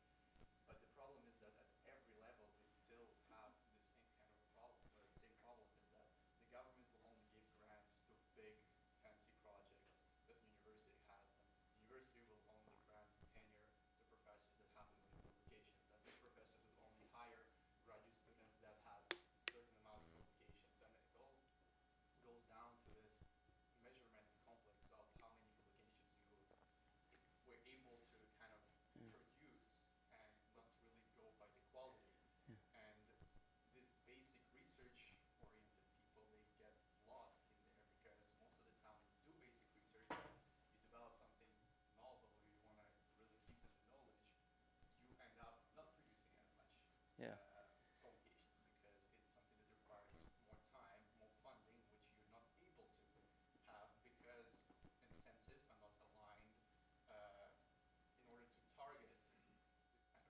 It's aligned to look good, but not really to be good. Yeah, I agree completely, and I should say that patients are not the only one that get turned into data points. Scientists as well get turned into data points. I mean, you get value based on these matrices that are kind of, in some sense, arbitrary. It's really a societal issue of just trying to turn everything really into something that fits on a spreadsheet. But yeah. You've been around the world and been involved in multiple science groups. Do you think from which side the push has to come? Like, is it from like down, from graduate student level, from the newer like lab managers and etc.? So like, who has to push? I understand that everybody has to do its own part of that, because it's a very systemic and like huge problem basically. But unless, the way I see it is, unless at every level somebody does something, it will never change. Yeah, unfortunately, I don't think the change is going to come from within. I think it's going to have to be external forces. And it's going to be one of two things, I think. There's either going to be some like crisis that comes upon us, like some sudden like impact that actually triggers a wider understanding of these issues, or it's just going to be gradual reform through things like this. I mean, you guys, somebody in this room, and scientists, I mean, the people who make these decisions, or I should say, some of the people in this room one day might be those people that make those decisions about how the system works and how the system functions and who gets granting and who gets funding. So it's just about ensuring that you don't get too caught up in the motivating drives of the system and try to retain that kind of feeling that you have right now.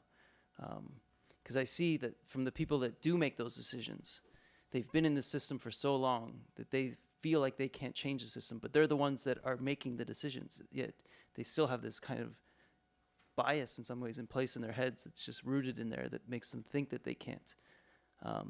But also it could come about as a result of some of these philanthropic endeavors, like the Sergey Brin initiative and the Chan Zuckerberg initiative. They're not beholden to the same things that you guys are beholden to.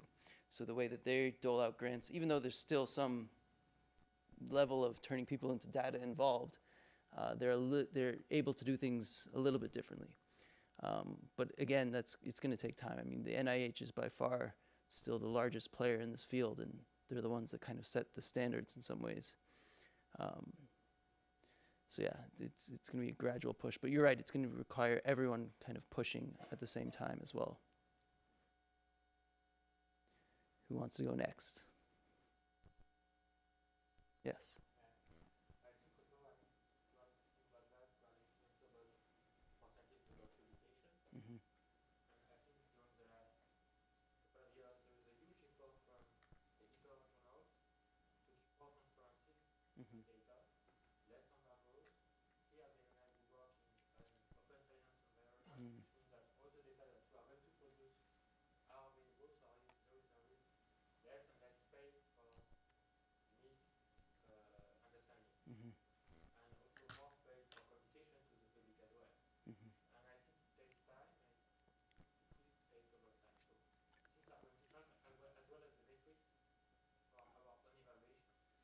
Yeah, I agree. Sorry, I agree completely, and you're right. It's going to take time, and it's also important to remember that things are better today than they were in the past. You can talk to some of the way that it was done in the past, and it sounds like things are getting better. And there's also initiatives like open science initiatives here, and like the S plan, if anyone's heard of that, to try to do away with some of these pay for play or some of these subscription journals as well.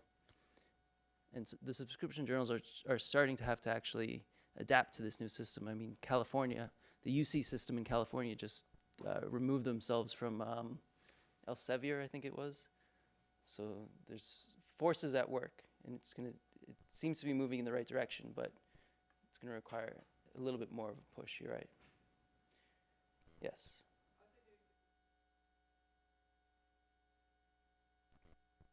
Mm.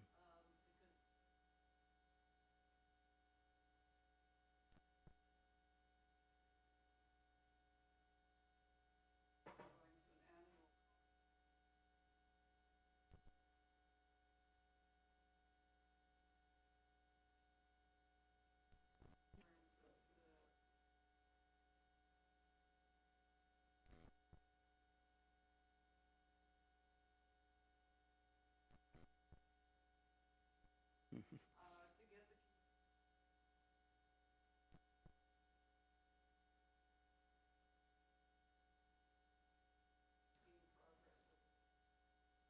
Yeah, I agree completely. As many of these kind of interactions that we can facilitate, the better off we'll be. In Parkinson's in particular, the one that's coming up this year is the World Parkinson's Congress in Japan, where it's the best meeting in Parkinson's of all the different various stakeholders involved. But you're right, we need as many of them as we can get. And we need, frankly, just more initiatives like I think the one here today. I hope I'm not the last patient that comes and presents something like this. I hope that more such opportunities are fostered just to have more exchange and more open dialogue between the groups. So yeah. Anybody else? And just to add on the rare diseases, last week there was a great seminar, kind of looked a bit more like TED Talk Mm-hmm. here in McGill, which is an initiative by the McGill Student Society, Medical Student Society, Mm. and it's done. They're mostly targeting the current medical students because they are the future of medicine, and the curriculum is not covering rare diseases to the point where it's supposed to be.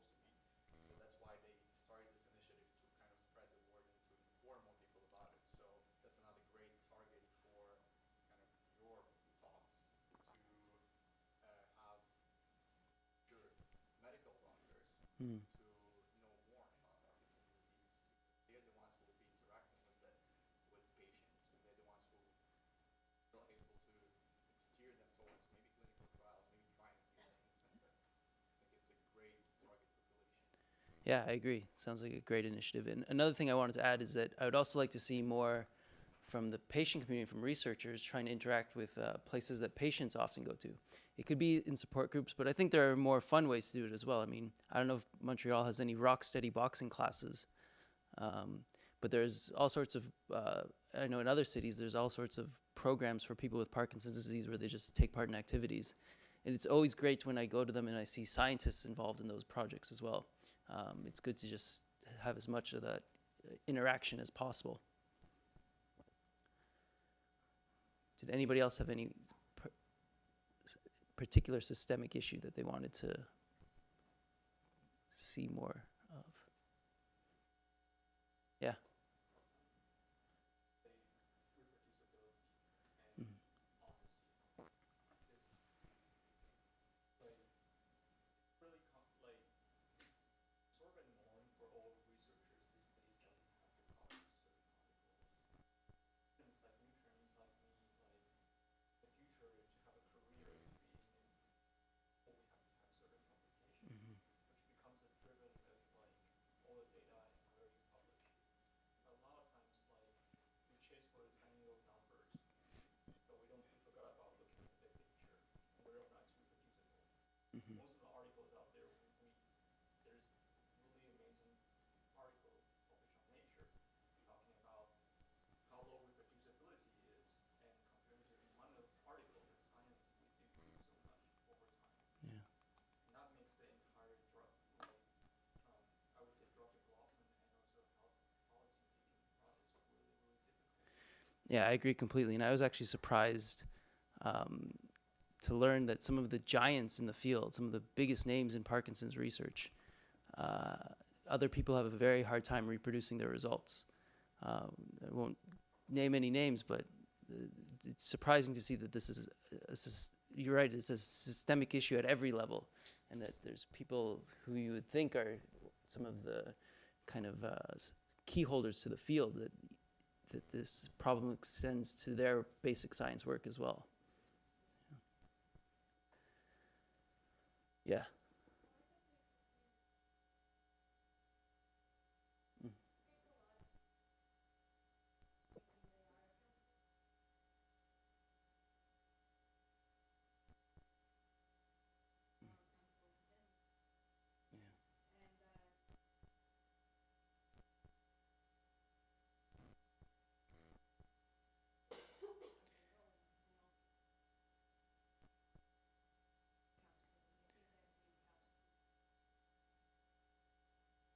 I agree completely, although more needs to be done. I've been part of some of them, and a lot of them just function as kind of check-marking bodies, where they just go to them and say, oh yes, we consulted some patients.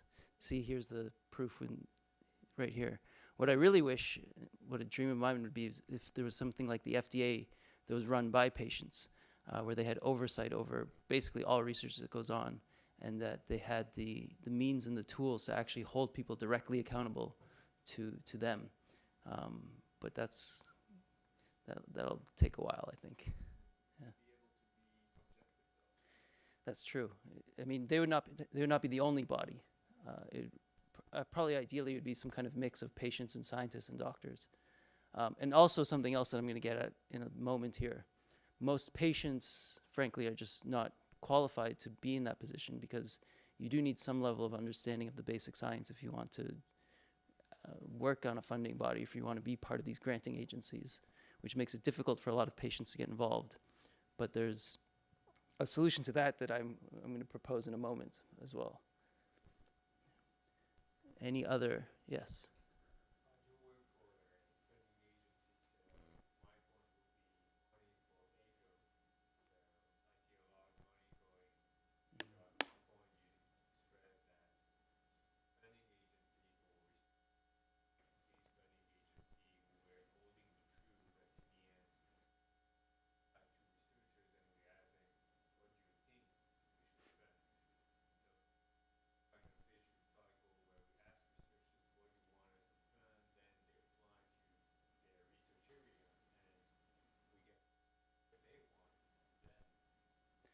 Yeah, I understand completely. And it's how some of these dogmas in the field just become widespread, and it becomes hard to challenge some of the existing beliefs as well, just because the people who hold the keys are the ones that are perpetuating this belief or kind of spearheading its charge.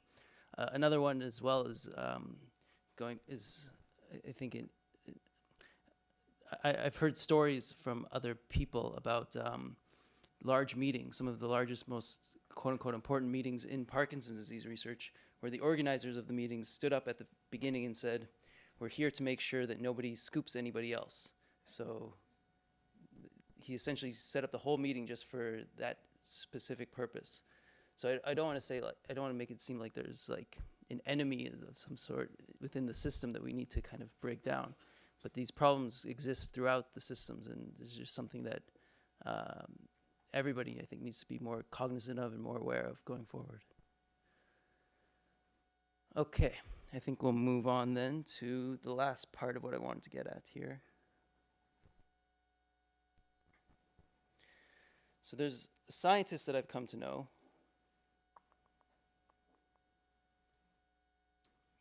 His name is Dr. John Stamford. This guy. He was in many of your shoes about 30 years ago. He spent 20 years of his life working as a neuroscientist. I think he worked in D2 receptors or something like that in Parkinson's disease research. And then after 20 years or so, he was diagnosed with Parkinson's disease himself. And the first patient that he ever met was the person staring at him in the mirror. He had never met a patient before that. And it's something that I think, well, I don't want to burden you with any kind of existential crisis of any kind. I think it is something that you should be cognizant of. How do you think you would change your approach? How do you think you would do things differently if you were diagnosed with the disease yourself? I'm sure some of you might have family members or loved ones who have been diagnosed or you might even be more susceptible to the disease for one reason or another. And there is that urgency already there. But I think it's something that you need to be reminded of from time to time, that if it was very personal to you, you might be doing something very differently. And to kind of highlight that, here's what John had to say about the field as a whole.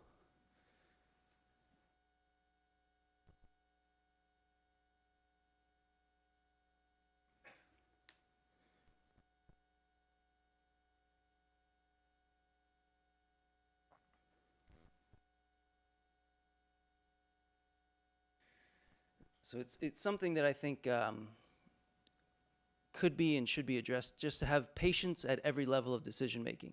I'm sure as a drug gets developed all the way from the basic science all the way to its end stage as a product on the shelf, there are thousands of decisions that get made along the way.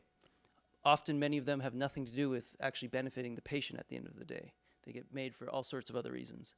And I wish that there was more done to make sure that the patient voice was included in every step of decision making. Here's another good example. Another friend of mine, he was a pharmaceutical executive for 20 years. I think he worked for Eli Lilly or whatever. But then he became a patient himself. And this is what he had to say about his time as a pharmaceutical executive.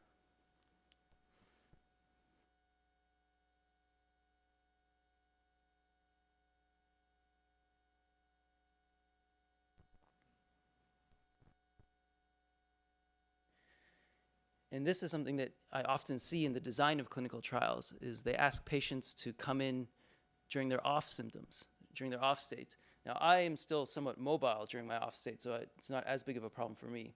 But many patients are basically immobile during their off state. So to ask them to go anywhere during that time is, I think, a leap too far.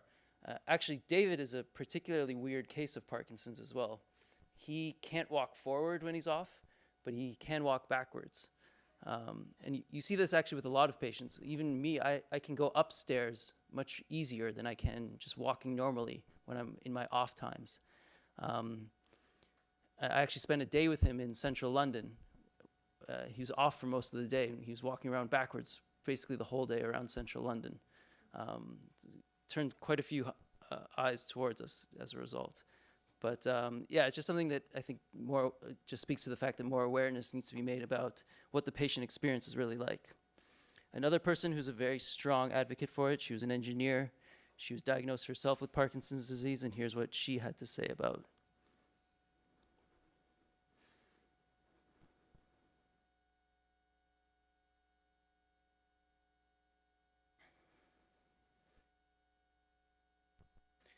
And for those clinicians or physicians in attendance, or for anyone who knows any, I know that before I go to my doctor, I send him an email basically describing everything that I want to address during the talk, during our consultation, because we only have about 20 minutes, and there just frankly isn't enough time to get across all of the important information that we need.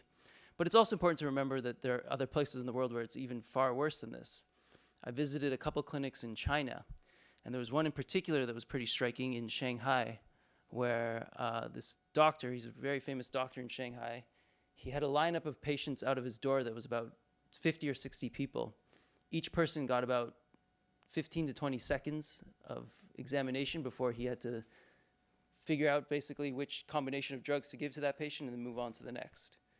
So it's a system. It's not just a system-wide issue. It's very much a global issue that needs to be faced.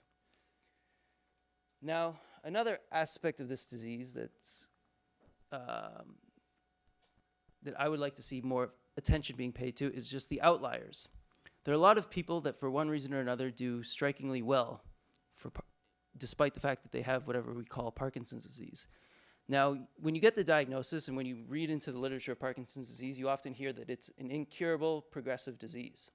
But there are cases of patients, and there's a growing body of these patients, that have managed to reverse some of their symptoms. And there are two in particular that I wanted to talk about. One is Professor Karen Raphael. She's a professor at New York University. She's a clinical scientist studying pain. And she's been living with Parkinson's for 8 years now. The other one is Professor Gerald Riemp. He's been living with it for over 17 years now. He's a professor of information systems in Germany. Both of them have made substantial progress, so to speak, in reversing their symptoms. And there's a common thread that binds a lot of these patients together. And you can hear more stories like this if you go to the site pdmovementlab.com. They've collected a couple stories of outliers. But you see a common thread among these stories of just basically what they've done is taken diet and exercise to the extreme.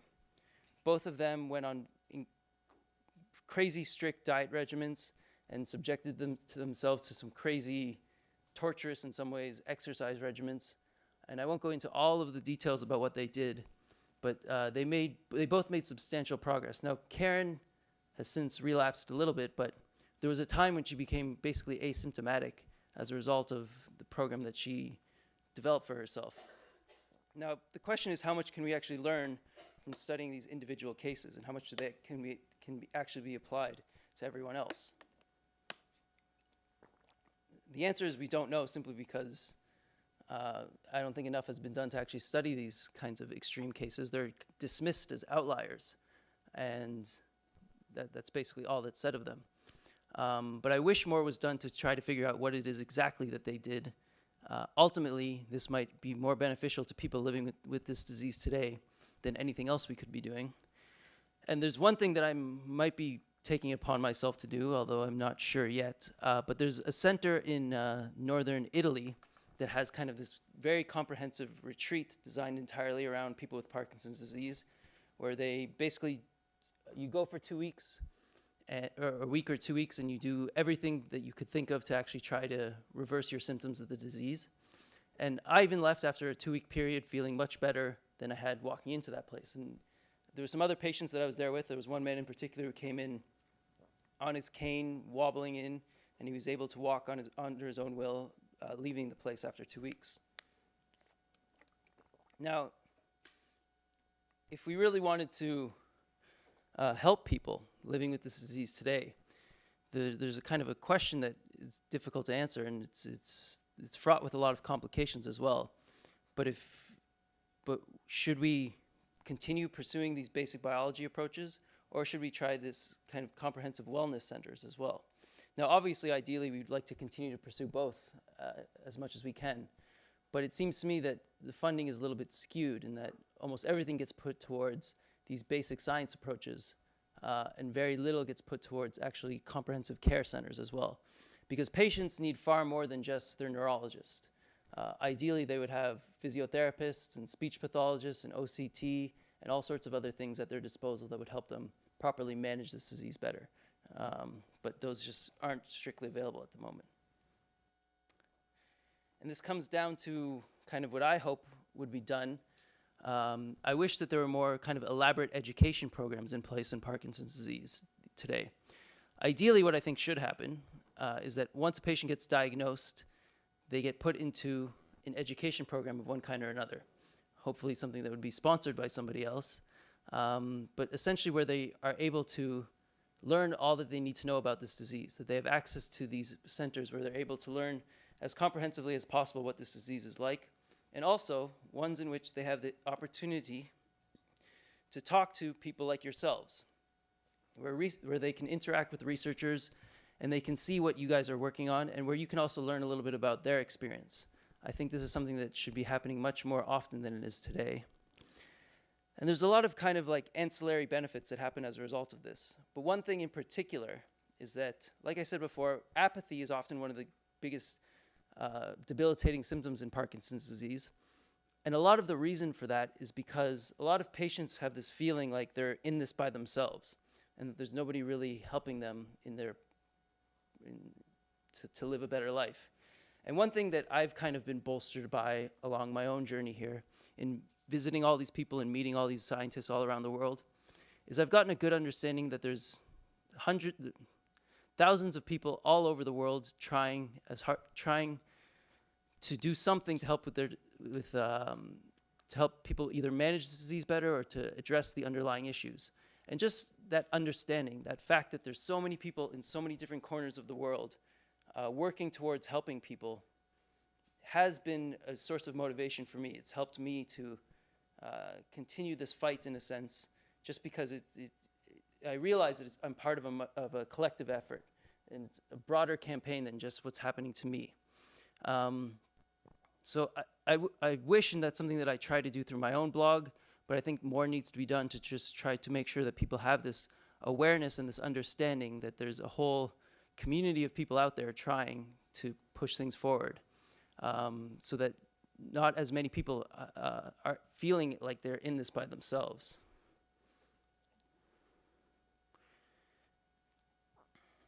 And this just kind of speaks again to what I've been hammering home here at the end.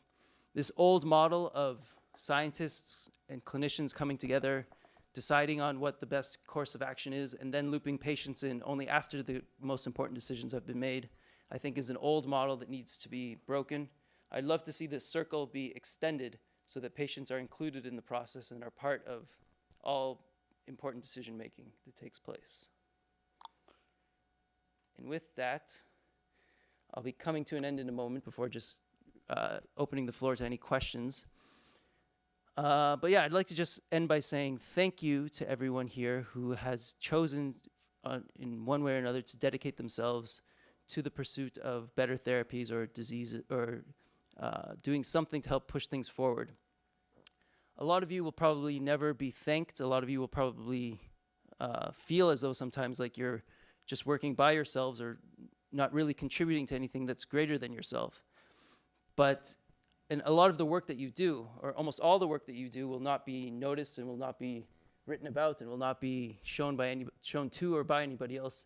And a lot of people won't really care about a lot of it. But it is important. Every step along the way is something that is crucially needed. And I just wanted to take the time to say thank you to all of you for choosing to do what you do. And I hope that through this talk and through future endeavors that we can work towards bridging some of the gaps that I talked about, addressing some of the issues, and moving towards a world in which we can more effectively tackle diseases like Parkinson's disease. So with that, I just want to say thank you. And also, even though our time together is almost over, if in the future you have any questions, if you have anything that in particular that you want to say, if you have just a note that you want to pass by or any questions that you have, please feel free to reach out. I can't promise I'll be able to answer all of them right away, but I'll try my best to address as many of them as I can. But I do try to be an open channel of communication between the two communities, so feel free to use me as that kind of conduit of information between the two groups. So yeah, just wanted to say thank you for listening. Thank you for taking the time to hear me talk and talk and talk all day. And I'd like to just open the floor to any questions that anyone might have at this point.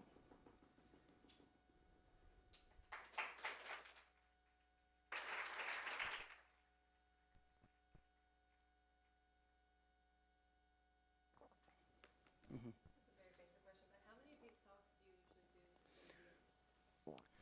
do? So I've done about one a week for the past, I'd say, 6 months or so. Although they're always a little bit different and a little bit, there's always different aspects to it. This might be not the largest group, but one of the larger groups I've spoken to. Is it mostly at universities and? It's mostly actually at biotech companies.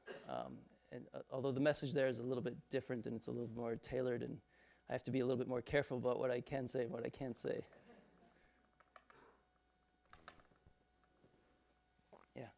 What would you want the Parkinson's organizations, non-for-profit, to do, like from their end? Is there something that you don't see happening from the point of view of the other organizations which represent patients?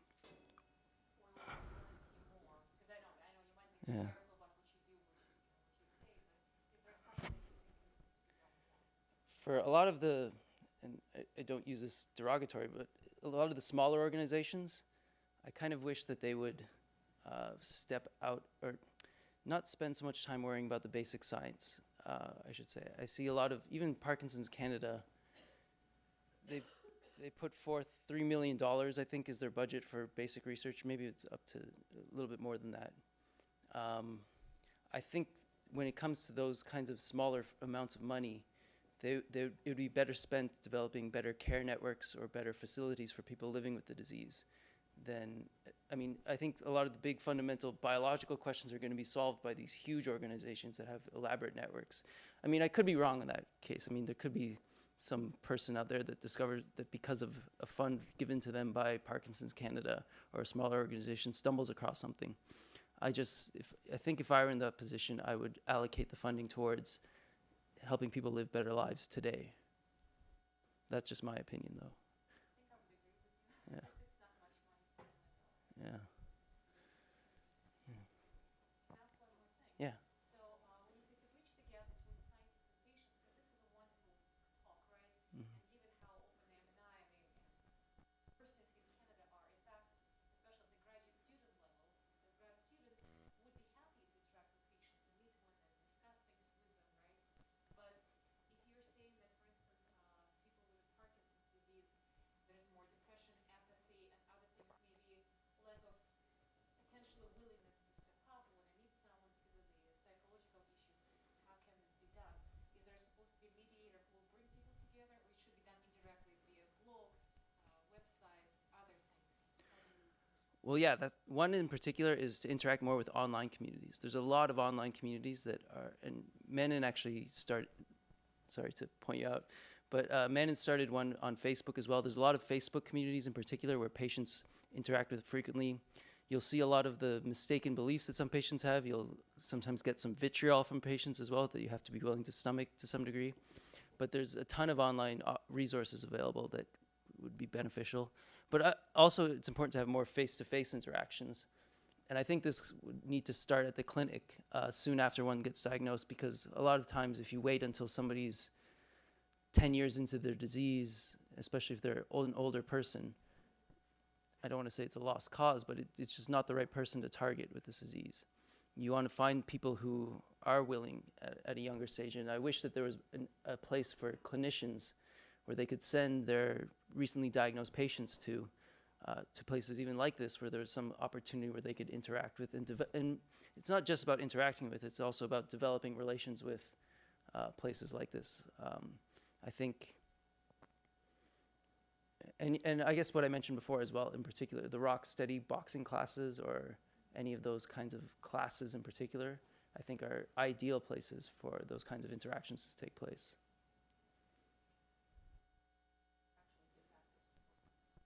They are, yeah. And it's very interesting to watch the researchers in particular, especially the scientists who rarely interact with patients, or who basically only study this disease under a microscope or in a dish, interact with the lived experience. At the beginning, there's a little bit of hesitancy and a little bit of awkwardness to overcome, but over time, I've seen some pretty powerful relationships be developed that really have changed, and a lot of researchers who would say that they've changed the course of their research, or they've gotten inspiration to do one thing or another from the lived experience, from actually interacting with people. So even though it's not always the case, it might even impact the basic science that goes on in your labs if you have that kind of patient interaction on a more regular basis.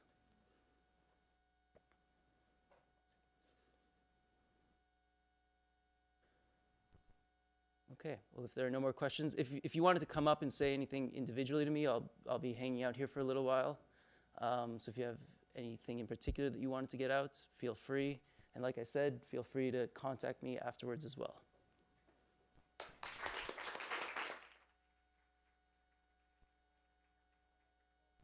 One last word of thank you. Thank you very much for this very interesting, inspiring seminar. I think for me personally, I already heard from others that they enjoyed it. All of you enjoyed it, and you gave us a lot to think about. And I hope we can do this kind of things more often. Thank you all for coming. I hope you had a good time. I will send a link with a questionnaire about this, so I would appreciate your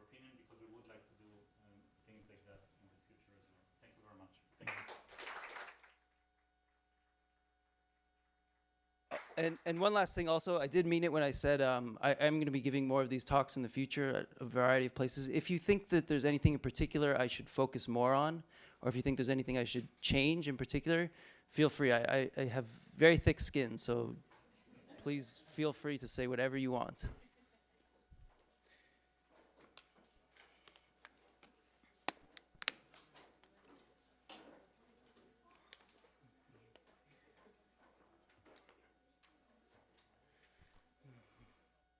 Thank you very much. It was really, really great talk.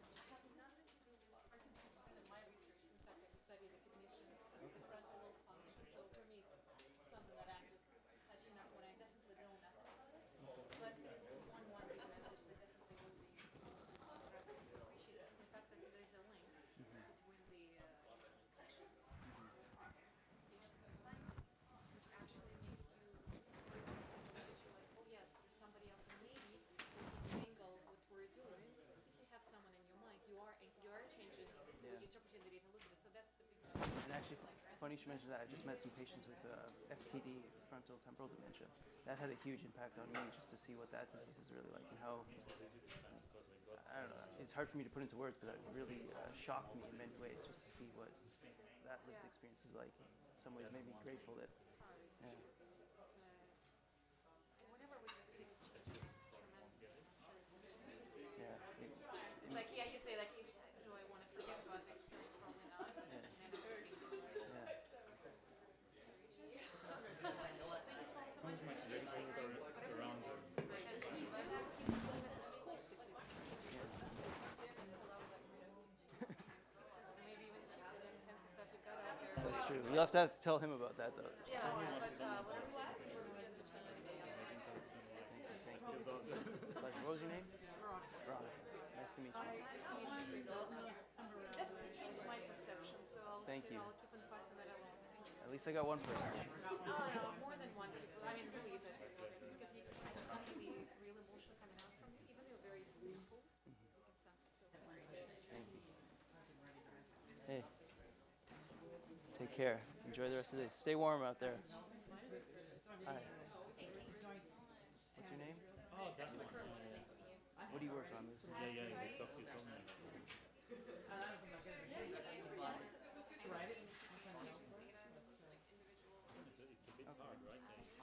submitted it once. Well, my research that I do, so I think it's really great that you're doing this, that you're trying to like reach out and like make that connection. okay. Well, I'm glad I can help make that a little bit easier, and yeah, keep doing what you do as well. Nice meeting you as well. Thank you for listening. In one of your early slides, you had a gallery of the people. It was a specific call for saw immunology gallery of the people, big, great scientists. And you mentioned Stecher. right now. One of them looked like a guy from Stanford, Dr. Levine. I know him, but he's not one of them. Do you want to see it again? Which one? It's the guy in the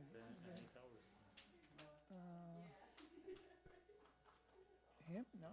No, No, not him. that's not him. All right. But I know who Tessé Levine is, but yeah, I haven't actually met him yet. But All right.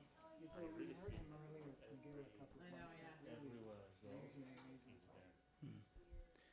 he's I think he's the president now of Stanford. Yeah. Yeah. And he still does research. When did you know about that tenure track? Thank you for your grace. Very hard. Thank you for listening. I think they're waiting to see what As I say, strong and blessed. I don't know what the heck. Todaraba. Hi. But you know when you don't know when it's. I'm Bing. Hi, Bing. I got a couple of questions. One of them is a short one. A while back, I saw a documentary from ABCA from Australia. Mm-hmm. They have 1 hour documentary about Parkinson's disease, specifically happened in a single office. I think it's like a TV studio, radio Okay. station. They have about a dozen people. They all got Parkinson's disease, all in that one office. Single place. Wow. So they're trying to look at Maybe somebody. first thing of this environmental Yeah. factor. I was surprised that there was What's the outcome of that? I've never heard that story before. In Australia, you said? Yeah. I was like, why would I think you we or know Was they this that. recent like or us a long time ago? them about me? Exactly. I saw that before 5 years ago. I see. No, I hadn't heard that story. That sounds very interesting. I'm surprising it didn't get more attention. Yeah, because this is people trying to figure out if it is environmental thing. Yeah, This yeah. is a good place to tease that out. It sounds like the perfect place to tease that out. Yeah. The other questions I have is you sort of briefly mentioned that in terms of the ROI for this kind of research, I've been looking at the pharmaceutical company, the way they work, and one of the problem is in terms of the profit. Especially in North America, especially in the US, there's no control whatsoever.